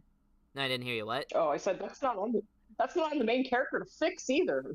No, one, it's not for the main character to fix, and two, like, this is unfortunately completely believable. Like, this could happen. Yeah, and like how would you could you explain all the through by through like steps and laws and whatever it takes to get a bill like this passed and then therefore enforced and funded? I don't know. I don't think that's necessary, though. Like, I don't think all those intricate details are necessary unless the individual you're featuring that's, like, a part of this conflict is a politician. Like, if they were the ones involved in it somehow, or even trying to stop it. Yeah, exactly. Like, if they were involved in it in any way, shape, or form and not a victim of it, then yes, sure, you would need to resolve some mysteries. But considering this is a victim of their setting, no. Yeah. Did you ever... Okay, sorry, slight tangent. I promise I won't be too long. Do you know the game This War of Mine? Ooh, no, I don't. Really good. I recommend it. It can be on sale for like $3, but basically it's strongly inspired by, I believe, the Bosnian conflict. Like, it's the government military versus like the rebels. Like pretty much tearing the city to shreds, and all ways in and out of the city have been blocked off, so everyone's essentially trapped in there. Who are you in the conflict? You are a small group of survivors just trying to get by. You protect your home base, which is randomized. Your group of survivors are randomized. Some have useful skills, some don't. You just need to, like, get through day to day. You go out at night because that's when there's less bombings, and you stay at home during the day because that's when there's more bombings. Yeah. Really good game, recommend it. Interesting. That was a little bit of not the literal like inspiration, but like at least slight thematic purposes of, okay, here is this massive government operation that is most definitely a nightmare to live through, and here is some dude. Just somebody, some rando that you can relate to. You know? I like that. Alright, anyway, Charge 29, pure evil villain, no nuance. Okay. Okay, the in villain chapter... is the government. Yeah. Does the guy at the end of chapter 4 who, like, starts harassing all the people that he could... People smaller than him, he starts, like, bodying up on, does he count? He does say a slur, which isn't very woke of him. He's not really pure villain, though. Like, pure villain, I view pure villain as something completely different than just... Like Jack Horner from one of the Puss in Boots movies? Yeah. Yeah. Like, he's just some dude. He's just a maggot, you know? Alright, Charge 30, too far outside the writer's knowledge. I did just admit earlier that I don't know how a government really works in depth on how to get, like, laws passed and enforced, so guilty. Guilty. What are your thoughts? Yes. Okay. Guilty. Guilty. Charge 31, character over-explains feelings. Okay, we are kind of stuck in their head for, like, all of the book, so yes. You are. Also guilty. Charge 32, unexpected ham-fisted moral. What if at the end of this book it was like, by the way, don't do drugs, because drugs are bad. No, I didn't see that. Wait, Don't isn't there a recall little that. bit of that at like in chapter 4 at the shelter? Because Tacoma and Olympia, they're just like, hey, let's take some like psychedelic tea together, and then they start like dozing off. And then they still get the shelter anyway. But I know, because like they got rewarded, and the guy who like didn't get it, the person that yeah, like no, like they no, because like they were rewarded with the space in the shelter, and they were not. Yeah, I was trying to write Tacoma and Olympia as being like flawed, realistic people who are just like, yeah, they're kind of selfish and short-sighted, but they're in just as bad of a situation as a lot of other people are. Mm-hmm. And like if you were to do like that over ham-fisted like moral thing, like then they wouldn't have gotten into the shelter because of the drugs. Yeah, like You know they what I could have mean? just offered main character to sit in front of them in line. Yes. Yeah. But then we wouldn't have the homophobe being tased. Exactly. And we need that. We So need more of that. children, infants even, you should do drugs. Do drugs, because then you'll get into the shelter. It'll make you really cool and hot. Totally. It can give you that lot lizard look that all the men. Who doesn't love a lot lizard? Yeah. Alright, Charge 34. Recap the prior book's plot. Not applicable. This isn't a sequel, and this won't have any. Nope. Charge 35. Overuse of onomatopoeia. Shit, do I have onomatopoeia? Like bang, clang, all that shit. I mean, No, I don't remember that at all. Like, I remember some of it, but like only in certain instances, I think. Alright, I don't Charge... even know if you have any. I'm guilty of overusing onomatopoeias and sound effects for my Well, we're comic makers, so of course we are. We have. Hold on, It's fun. There it is. There was a shove, a heavy thunk against the linoleum floor, then hurried footsteps rushed by. That sounds like a normal writing. That sounds very normal. Charge 36, fate as a plot device. So, like, over-relying on, oh, it was all up to fate, the magical prophecy, or whatever. Oh god. No. What magical prophecy was there? To go to a hotel? To be chased through the woods? To go to Canada. The magical prophecy of using the gendered bathroom that you want to use. That's Yes. too magical for me. It's too magical. It's too sparkly. Alright, Charge 37, burning through the plot too fast. No. I mean, it's Five chapters.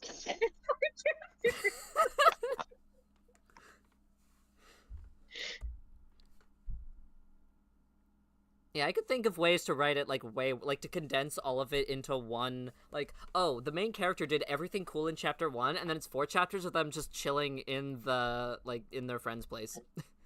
Yeah. And like watching TV and shit. Charge 38, too many people with the same name. There's actually very few named characters in this book, and that's for thematic purposes. It's Actually, do you want to say it first before I explain the book at you? What writer is using multiple characters with the same name? I don't know. Really cool ones. Really cool ones. The ones that are famous. Honestly, I've never heard that. Listen, one of the writing rules that I've heard before is absolutely never have characters with the same first initial, and I disagree with that. If you cannot tell the difference between a half-orc barbarian named Sam and like a tiny hobbit thief named Sarah, if you cannot tell the difference between that, that's you. And that's also like characters. That's when you give characters nicknames as well. Hold on, Like real life. There's so many people in real life with like the same names. We just start giving them initials or nicknames. Do you know how many I do. fucking Caitlins went to my schools growing up? Oh man. Okay, Not many people Exactly. had my name though. And everyone always tried to confuse me with a Christina, and I'm like, don't put Jesus in my name.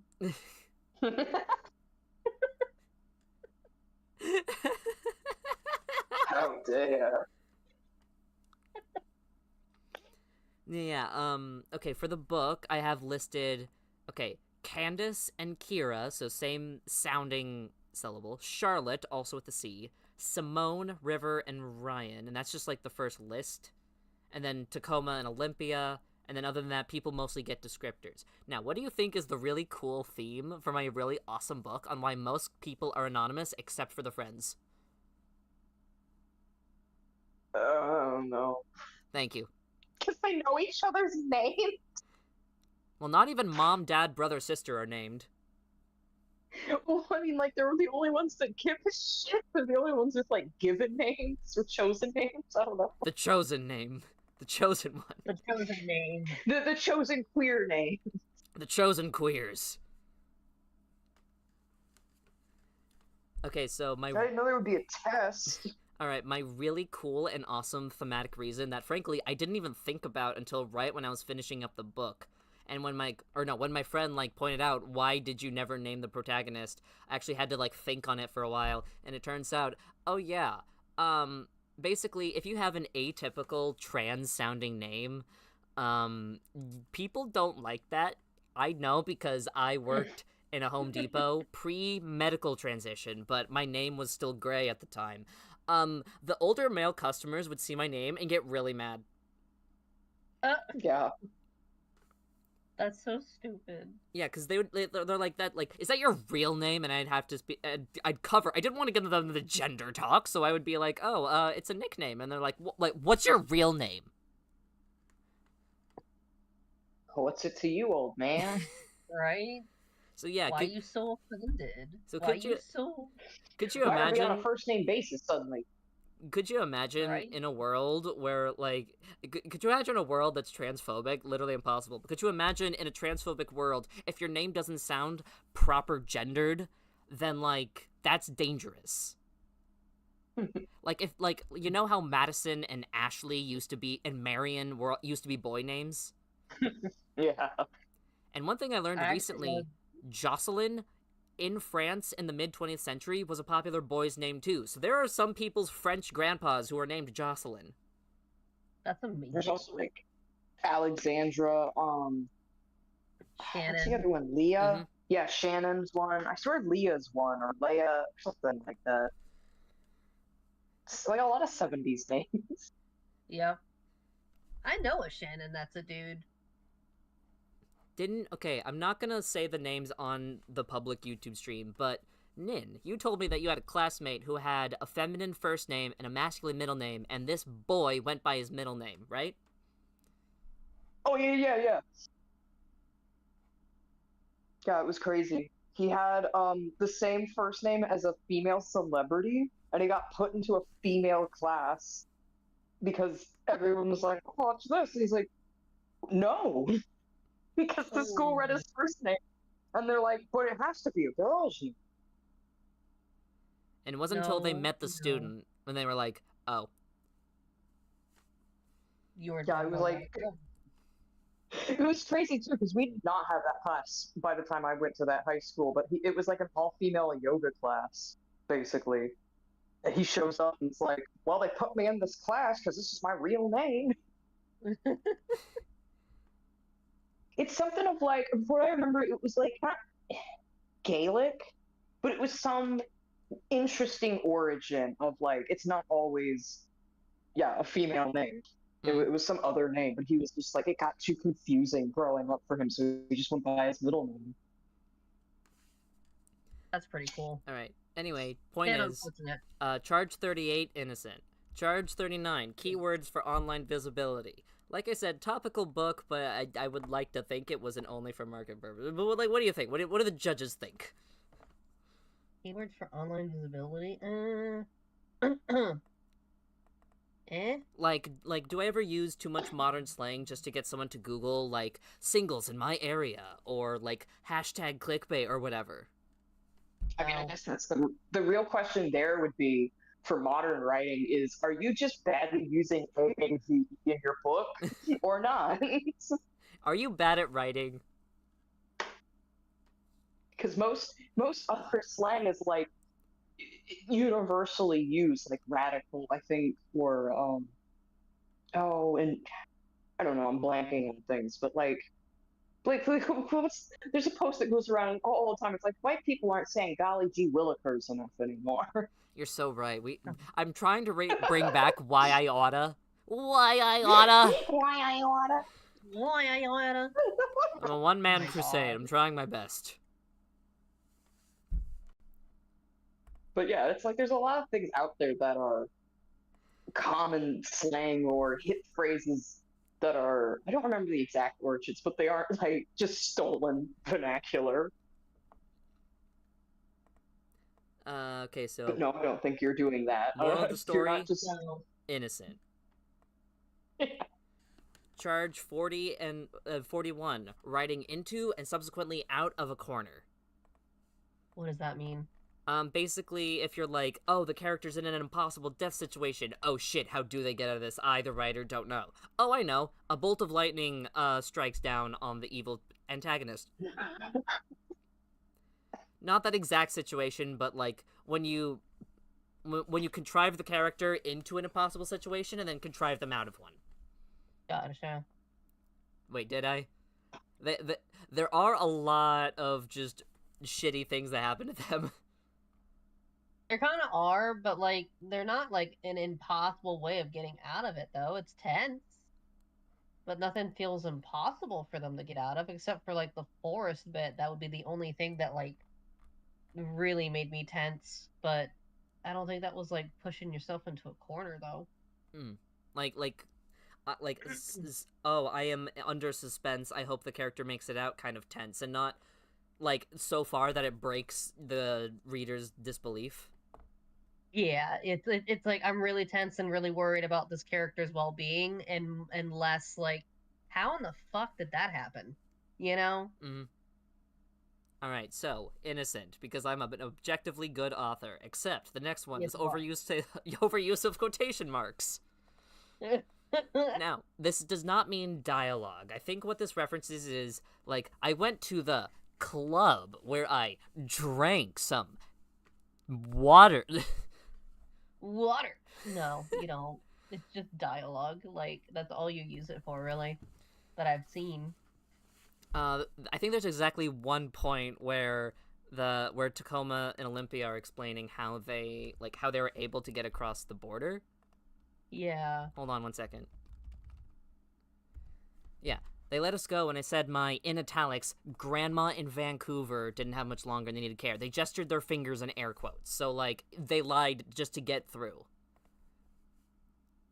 Yeah, that's like maybe one or two times out of 5 chapters. I think you're good. Alright. Charge 43, describing the wrong thing. So, like, oh no, there's a bear about to attack me. The mud underneath was really soft and kind of semi-firm, barely able to support his weight. The smell of water coming off it. Yeah.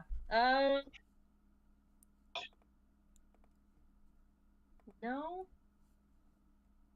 I mean, there I is... think you explained things pretty well. There is the... Need I return to the grounding after the panic attack scene?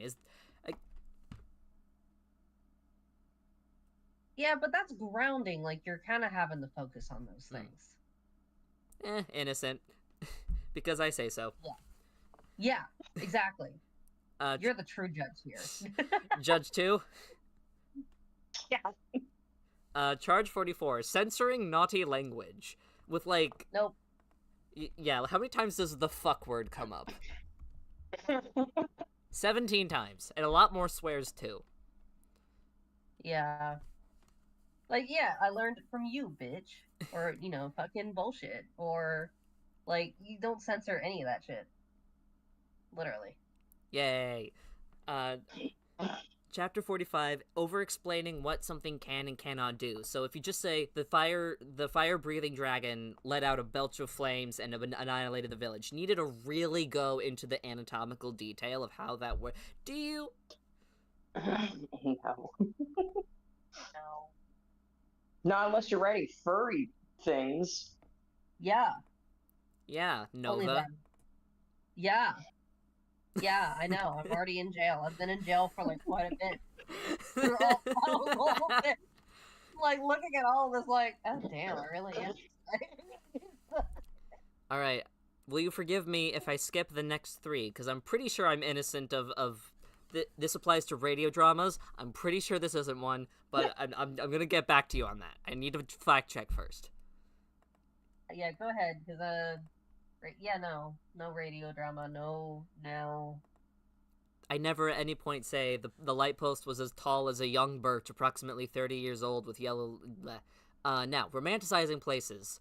There actually was a bit of narration at the end of chapter 1 that I cut out, and it was the character acknowledging, if I remember correctly, what I wrote was, like, in their internal thoughts, they're thinking, like, that's what every American says whenever anything goes wrong here. I'll just move north to Canada. Our problems don't stop at the border, and they have their own unique problems as well. My life isn't really... I don't know if my life is going to improve and rather just get new problems. But I cut that out. Is Canada over-romanticized? I suppose it's, like, a safe haven, though. Like, I think you're bound to over-romanticize something if you're a refugee. Yeah, I don't know if I ever go, like, oh, the beautiful maple leaves reminds me of hockey. No. Yeah, you... They're just like, okay, where's the closest safe place? Over there, let's go. Yeah, exactly. Like, you're just kind of like, fucking eeny, meeny, miny, mo, this one's the least one to kill me, so let's go. And then even then, once they are in Canada, it's a little rough. It's still rough, and it still has its own problems. So no, yeah, innocent. All right, chapter 50: grammar, syntax, or punctuation errors. Well, like I said, Yes. this is currently in the print one, so yes, death sentence. And you mentioned syntax earlier, so guilty. Yeah, my limited edition print copies right now have errors in them. That's how you know a human wrote it. Exactly. Writing 51, writing is therapy. Shut the fuck up. Yes. Shut the fuck up. Shut up. Shut up. Shut up. I'm not owned. Yes. I'm not owned. I'm not owned, I say as I shrink into a corn cob.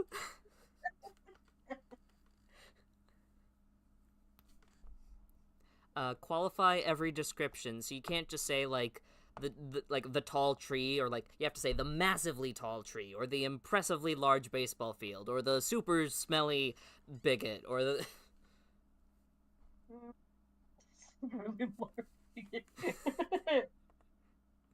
2 large black bubble chandeliers. No. Just reading through some of it. No, I'm not saying it. All right. And that's just going off of memory, which is very bad. That's okay. 54. We're a little over halfway through. We got this. 54. The characters look into mirrors, which isn't okay. Maybe it's like I know that's a trope for when you're introducing the character of I looked in the mirror and here's how I look in depth. Like, who just does that on a random Tuesday, except for protagonists who start their book? However, I'm fucking awful. I think it happened twice. Yeah, I think it only happened twice, and it was like for like setting purposes and like, you know, which is grounding us. exactly that is wrong. I looked in the full length mirror. Here's what I look like in my disguise outfit, and then after the grounding sequence, outfit, yeah. I go to the shower. Here's what my surgery scars look like. So twice guilty. Yep, center. Repeat phrases that the writers like, such as if I said needless to say 28 times in one paragraph. God, I don't know. Is there a way for us to find a thing that you tend to write more often than not? I do write characters going through bad times, but I can't really recall any specific phrases. I mean, there is the first panic attack sequence of, like, I checked my watch, the bus would arrive soon, I stared ahead, I checked my watch, and it was just to show, like, them repeating the same action over and over again in boredom, and then, oh shit, I'm gonna die. Yeah. Subplots don't affect the story. I don't know if there are any subplots. No, it's 5 chapters. It's 5 chapters. Alright, 57, explain every character action, so, like, it's not just he said, but, like, needing to, like, really... It's like that one French movie that was deliberately just a second-by-second playthrough of a woman's day, and it's like a symbolic metaphor for how she overinvests in routines to cope with trauma. I think it was like Jean Blanc on 123 Clove Street or something. Huh. I've never watched that one. That's cool. It's a slow movie. I'm always down for slow movies, especially if they got a good payoff. I think I'm innocent. I don't know. Forgive me Yeah, for I'd say you're skimming it. innocent. 58, including unnecessary language. I forgot what that means, so don't worry about it. 59, I was gonna say personifying no. every object. Nope. This is not Beauty and the Beast. 60, beating around the bush. Brave Little Toaster. I should write Brave Little Toaster fanfic. You should. I would read There's it. already a lot out there. Great. I need to go read it. All right, beat around the bush unnecessarily and like a whole lot. Yeah. No, what bush? It's 5 chapters. There are bushes in the forest. There are, but you don't beat around them too much. So. Risking the narrator's life, like Yes. and the whole point of this Not is like interesting, no. this is like in a first-person POV. If they're like, oh no, the robber held the gun to my head. Am I gonna die? I thought to myself, you know not. You're like chapter 5 of 57. But the fact that Okay. it's here means it's bad, objectively. Objective. So yes. Refusing to give characters name. Fuck you. Fuck you. Fuck you. I'm so guilty of this. Yes. Guilty. Getting fixated on a reference point. Let me just double check what that means. Maybe like, oh, I learned something new, and then I don't remember. I'm sorry. We're gonna skip it. Yep, we're fine. Yeah. It's I don't know past what your that was. bedtime. We gotta be quick. It's fine. It's fine. Everything's fine. 64, underestimating the audience. So over-explaining stuff not because you're proud of what you learned, but because you think they're fucking idiots. Oh no. I mean, I would like to think that readers aren't stupid, but like some people are capable of reading. Who you're surprised that they're capable of reading. Imagine not knowing how to read and you write a book. My goodness. I'm so brave, aren't I, for the first illiterate writer. So brave. 65, everyone has a tragic backstory. I don't know if we ever get into. I mean, the main character grew up in a pretty like safe and supportive family, and it was just like the slow ticking of constant political crises in real life, and then they get let go from their job. No, the tragedy is very present and not past. No, yeah, it's more present than past, and we don't really learn too much about anyone else, really, too much. 66, weave opinions into the narrative. Okay, well, Dinner. yeah. But also in the same hand, like, it's not a bad opinion. But we should never weave opinions into the narration. We have to be objective and factual about everything, because this isn't art. Everything. This isn't subjective. It's about facts and logic and no feelings. Only. And no feelings. They can't even have anxiety attacks. They're not allowed. Yeah, not allowed. Not allowed. 68, excessive detail, but only in the opening. I mean, they do describe themselves a little bit. You didn't explain the room. Explain. Yeah, you explained the room, but that's really it. Portland Union Station, and then a little bit later, they do explain like there was a recent protest that hasn't been fully cleaned up yet. Yeah, I think we're good. Yeah. I think we're good. Overuse of solipses, which means like fuck, what does that mean? Yeah. Dot. Ellipses is just like the dots in between sentences. Like if someone's trying to they do it for dramatic effect a lot of times, but it's just really annoying if you do it all in one page. According to Google, a figure of speech in which a word is applied to two others in different senses, e.g., he caught the train and a bad cold. Okay. No, I don't recall that very much. 70, poor spelling, but not because of slang or illustrative purposes or transcribing accents, just straight poor spelling. Not guilty. Lumping the dialogue and narrative together. So, like, oh, how was your morning? John said as he poured coffee. By the way, a dragon flew into the room. Oh, yeah, it's fine, I replied. I mean, you did it with, like, purpose. Wait, when did I do it? Like, with, like, the people shouting over each other. You know what I mean? Oh, at the riot scene? Yeah. Hold on, where is it? Ah, right there. That does mean I'm guilty, though. Oh, well, there you go, I guess. Judge 2? Oh my gosh, my throat is all messed up. You good? Forgot what was the question. I got distracted. Do I lump together dialogue and narration like in a clunky way? Oh, I don't think so. Okay, we gotta rock paper scissors it. Okay. How do I rock, paper, scissors without seeing who they are? Or where they're from? Am I supposed to how we're doing this? I choose paper. You can't just say it. Just now I will just choose scissors.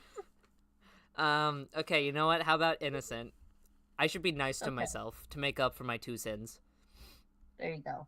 Over-explaining metaphor, charge 72. No.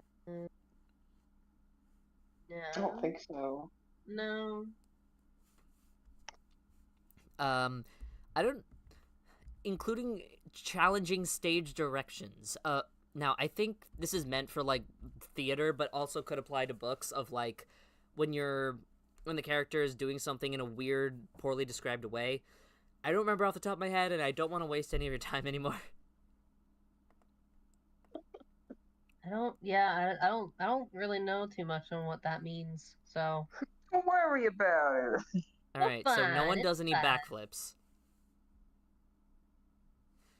Commit to cliches. So, like, when you're just having cliches that aren't, like, okay, a little bit as a flavor can be, sure, fine, but, like, when you're just wholesale doing them and, like, too many. No. Did you ever describe the main character's hair color? The protagonist's hair color is red. Oh, okay. Because I was gonna say you could have really immediately hit a cliche if you gave them blue hair. Yeah, you could have. Tacoma Blue hair has blue pronoun. hair. Yeah, where's the first mention of Tacoma?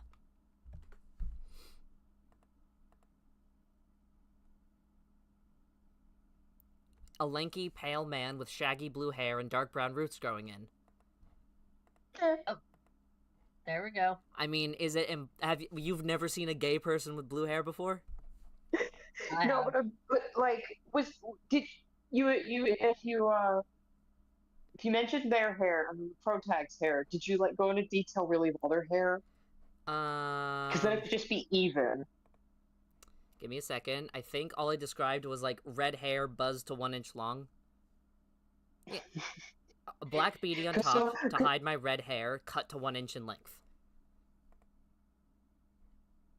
Because at that rate, if the only people's hair you were describing was the 2 queers with fucking colored hair, you might get a cliche on accident. Hey, there's only one, and it's Tacoma. Olympia has their natural black hair, and wait, I don't. Okay, actually, never mind on that one. I think everyone has natural hair except for Tacoma. Tacoma's the only one. Anyway, And 75. yeah, no, I'd say no. The character doesn't learn, so like there's I think what this literally meant in the original intention of Joel Stickley was like the character is just a straight up dumbass and it's not even for like genuine purpose or anything. But this could also, I'm expanding it slightly to mean like the character doesn't have any kind of arc. They just stay the same stagnant character in different situations. And shoot, I am worried a little bit, but what do you two think? I don't know if we were really given enough content for us to say that they've grown from this experience. Because like when they get to the very end, they're more or less safe. So there's not like a moment of us really learning how this affected them in the long run. How has it only been 4 days? They feel 40 years older. Mm. Yeah. Yeah, and, like, at the beginning, they were worried, like, I shouldn't... Well, like, okay, they go through pretty much all the, like, legal aid they could find and, like, refugee resources because they don't want to bother their friends because they're scared this is too much to ask of them. Yeah. But then right at the end, like, right before they finally get some good sleep, they think, God, thank God my friends don't hate me. But they are pretty dour throughout, like, the entire book. Like, it took literally the last page for them to just tell themselves, okay, let's be quiet, but let's be calm for once. Yeah. So, long story short, guilty. Yeah. It's fun, right? And Over I don't think it's a bad thing either. overinvest meaning in conversations. So, like, hey, do you want some coffee creamer? Yeah. And then you go straight into, like, Death Note interpretations. Oh God, I don't recall that at all. Base the plot upon unsupported ideas. Basically, like, if a character asking just one question completely falls apart the villain's evil plans, or, like, if I wrote this whole book about how actually the Earth is flat.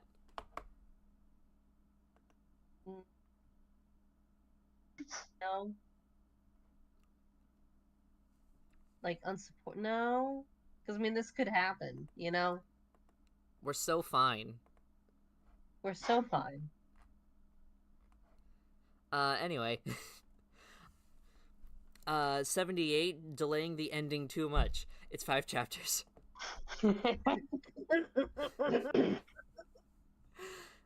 79, passing references to history. And I presume... I don't have access to the full book, so I'm just going off of the screenshots in the Schwift X livestream that I watched before. But I think what this refers to is, like, oh, I put on my clothes and then I go off to high school. By the way, World War II happened about 70 or 80 years ago, and it killed millions of people, both in conflict and as prisoners of war. Anyway, I was going to high school. Oh my God, no. Or, like, Definitely not. I go to Magic Wizard School. 30 years ago was the attempted wizard genocide, where almost all wizards were killed, but only a few survived, and we are the descendants. Anyway, we go to wizard school. That's like someone blogging for TikTok. I'm sorry, globbing for what? Vlogging. Vlogging. So, Okay. it's like writing that or saying that out loud. It's a writing thing, or I know it's people that do that in writing, but it's like, yeah, if you say that out loud, it just sounds like someone's open to a blog. It just sounds funnier out loud. 80, transcribed accents hard to read, so not just a little accent, but like the Scottish guy from V for Vendetta comic. Impossible. Yeah, no. I remember seeing some accents in it, and I could tell where they were from. So it wasn't difficult to understand. We didn't exactly have any, like, you know, Highland Scots. No, yeah, here's a first of several examples, such as, with transcribed accents, what I did was, like, so sorry about that, she replied.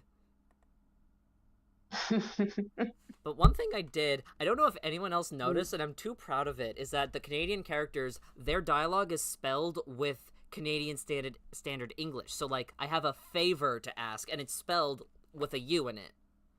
Yeah.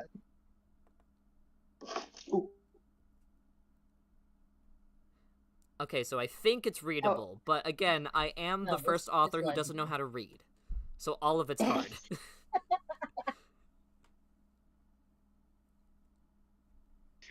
I'm Jared, I'm 19, and I never learned how to read. Yay! Yeah. 81, prose to showcase poetry? No. No. 82, narrator peripheral to story. I think this is a little repetitive from the other one that was, like, the wrong hero of, like... Yeah. Okay, so probably innocent. I don't know. Catering to Yeah. all interests. So when you're trying to include sci-fi and fantasy and hard-boiled mystery, and you're trying to wrap it all up into one, and it's just it's too much. Yeah, That's what I do. no. Too accurate similes, like what I said earlier. The light post was as tall as a young birch. Like what the fuck? How tall is a young birch? Why a young one? Why? Yeah, no, you're fine. Trying too Why hard not to an be. oak? Now these are all kind of repetitive, but there is one I am a bit dubious on. So J.R.R. Tolkien, no, this isn't fantasy. I've never read anything by Woodhouse or James Joyce. Why the fuck did I highlight that? Charles Dickens, no. Ernest Hemingway, I'm dubious about. The worst part is I cannot judge, for I do not know. I did read The Great Gatsby in high school. I did not. Wait, shit, hold on. I'm double checking all of my knowledge. Books. I have no brain and I cannot think. Me too. My brain is smooth. No creases, no curves. It was No F. Scott texture. Fitzgerald. Fucking goddamn it.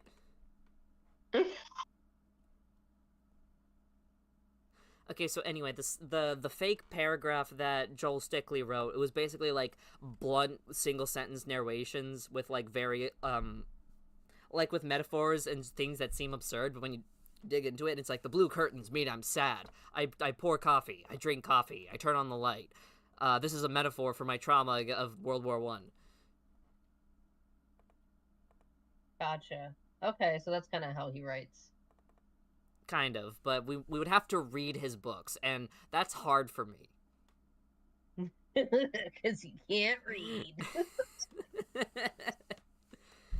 I haven't read. Nah. I read his ages years ago in high school, and I kind of forgot most of my schooling experience. So, if inspired, probably subconsciously. Yeah, I would say subconscious inspiration. Forgetting. But like, you don't try too hard to be a certain author.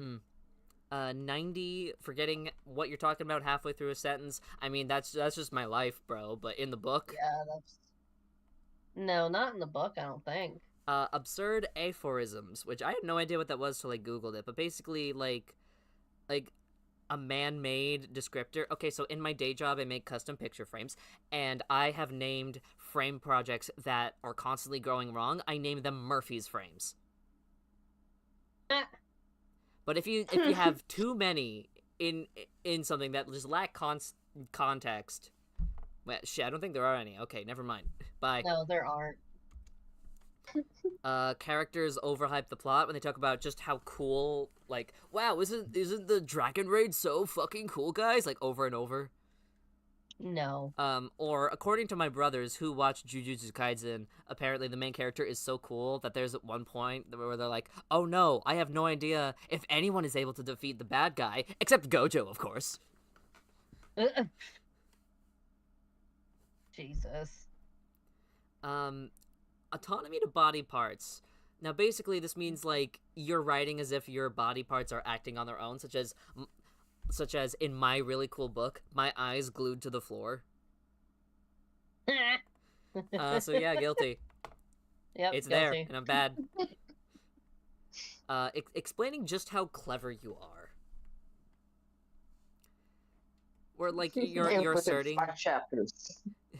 I literally don't think they thought themselves to be clever in any way, shape, or form. They literally sat on like benches and shit, being like, "What am I doing?"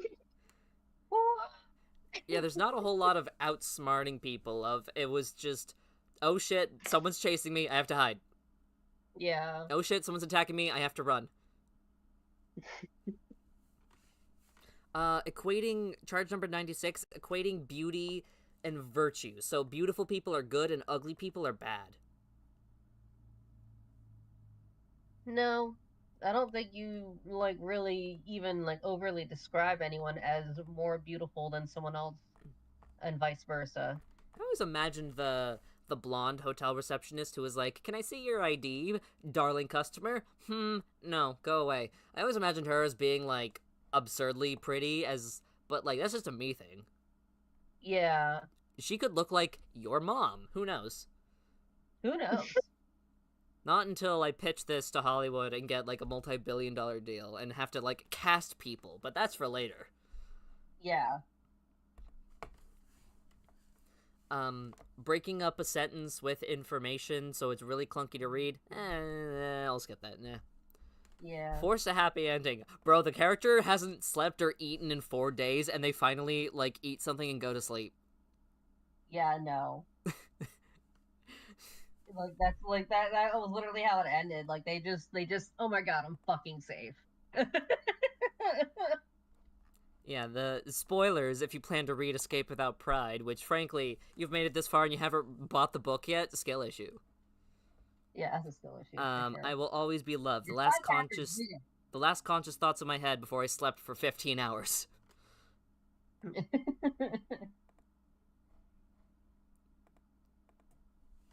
Drink when drafting? Basically making your drafts while you are drinking, so when you come back to it sober, it's incomprehensible. I am the occasional social drinker, never when writing, though. No. Wait, why the fuck did I... No, I just said I didn't do that. Too many witticisms, so like, oh, this guy is sharp as a hammer, ain't he? No. Which I am, but... Forced twist ending of, like, not a foreshadowed twist, but just, oh, by the way, they were a werewolf the whole time. Nope. Not even remotely, yo. I guess the twist is, oh no, do my friends secretly hate me? Oh, they don't. Yeah, exactly. My anxiety's lying to me? What? Alright, so... My anxiety's a lying little bitch? Oh my god, I could have never told myself that. There's no way. Only took us twice as long that I said this would be an hour. It's been 2. I'm sorry. Actually, I'm not sorry. It'll happen again. It will most likely happen again, and if it helps, I'm like, yeah, that's not gonna be an hour. Alright, so, let's see. I have 1, 2, 3... Shit, I lost count already. Let me zoom out a bit. Okay, 1, 2, 3, 4, 5, 6, 7, 8, 9, 10, 11, 12, 13, 14, 15, and 16. So I have 16 charges against me of being a bad writer. 16 of the 100... What is that? 84 charges were dismissed, but 16 stick. So what is that? What penance should I do for this? You gotta be 5 Hail Marys, 6 Our Fathers. How do I do that? I'm not Catholic.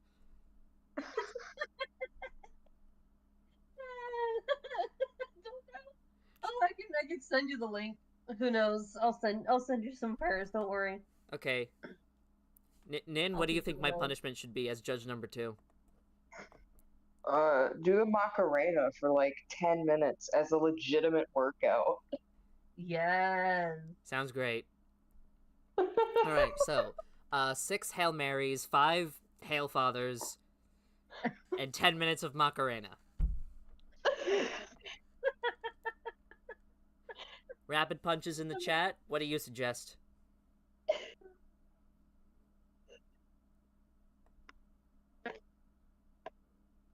If there's, I mean, because I'm in the chat, but I don't know if it's just me or if it's.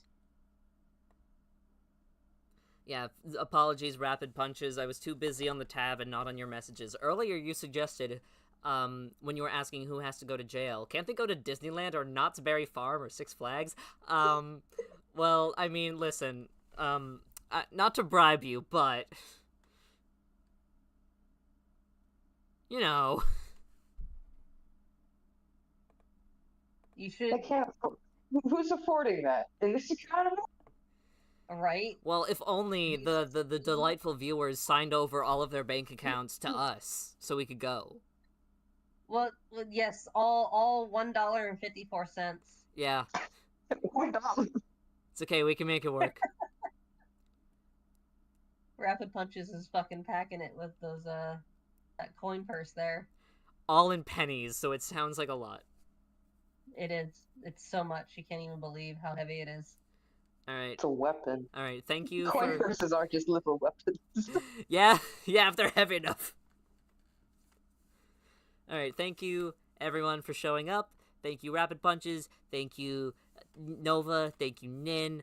I need to fulfill my sentence now, and you're not going to see it. Any last words? Oh, that's fun. Any last words? Dang it, I was hoping you'd record it, but that's fine.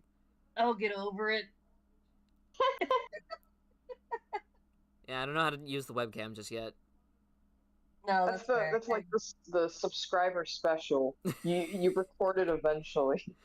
Just, Yeah, it's like, exactly it. No, that's something that you reserve for patrons only. on my OnlyFans. Yeah, on your OnlyFans. On my fully clothed OnlyFans.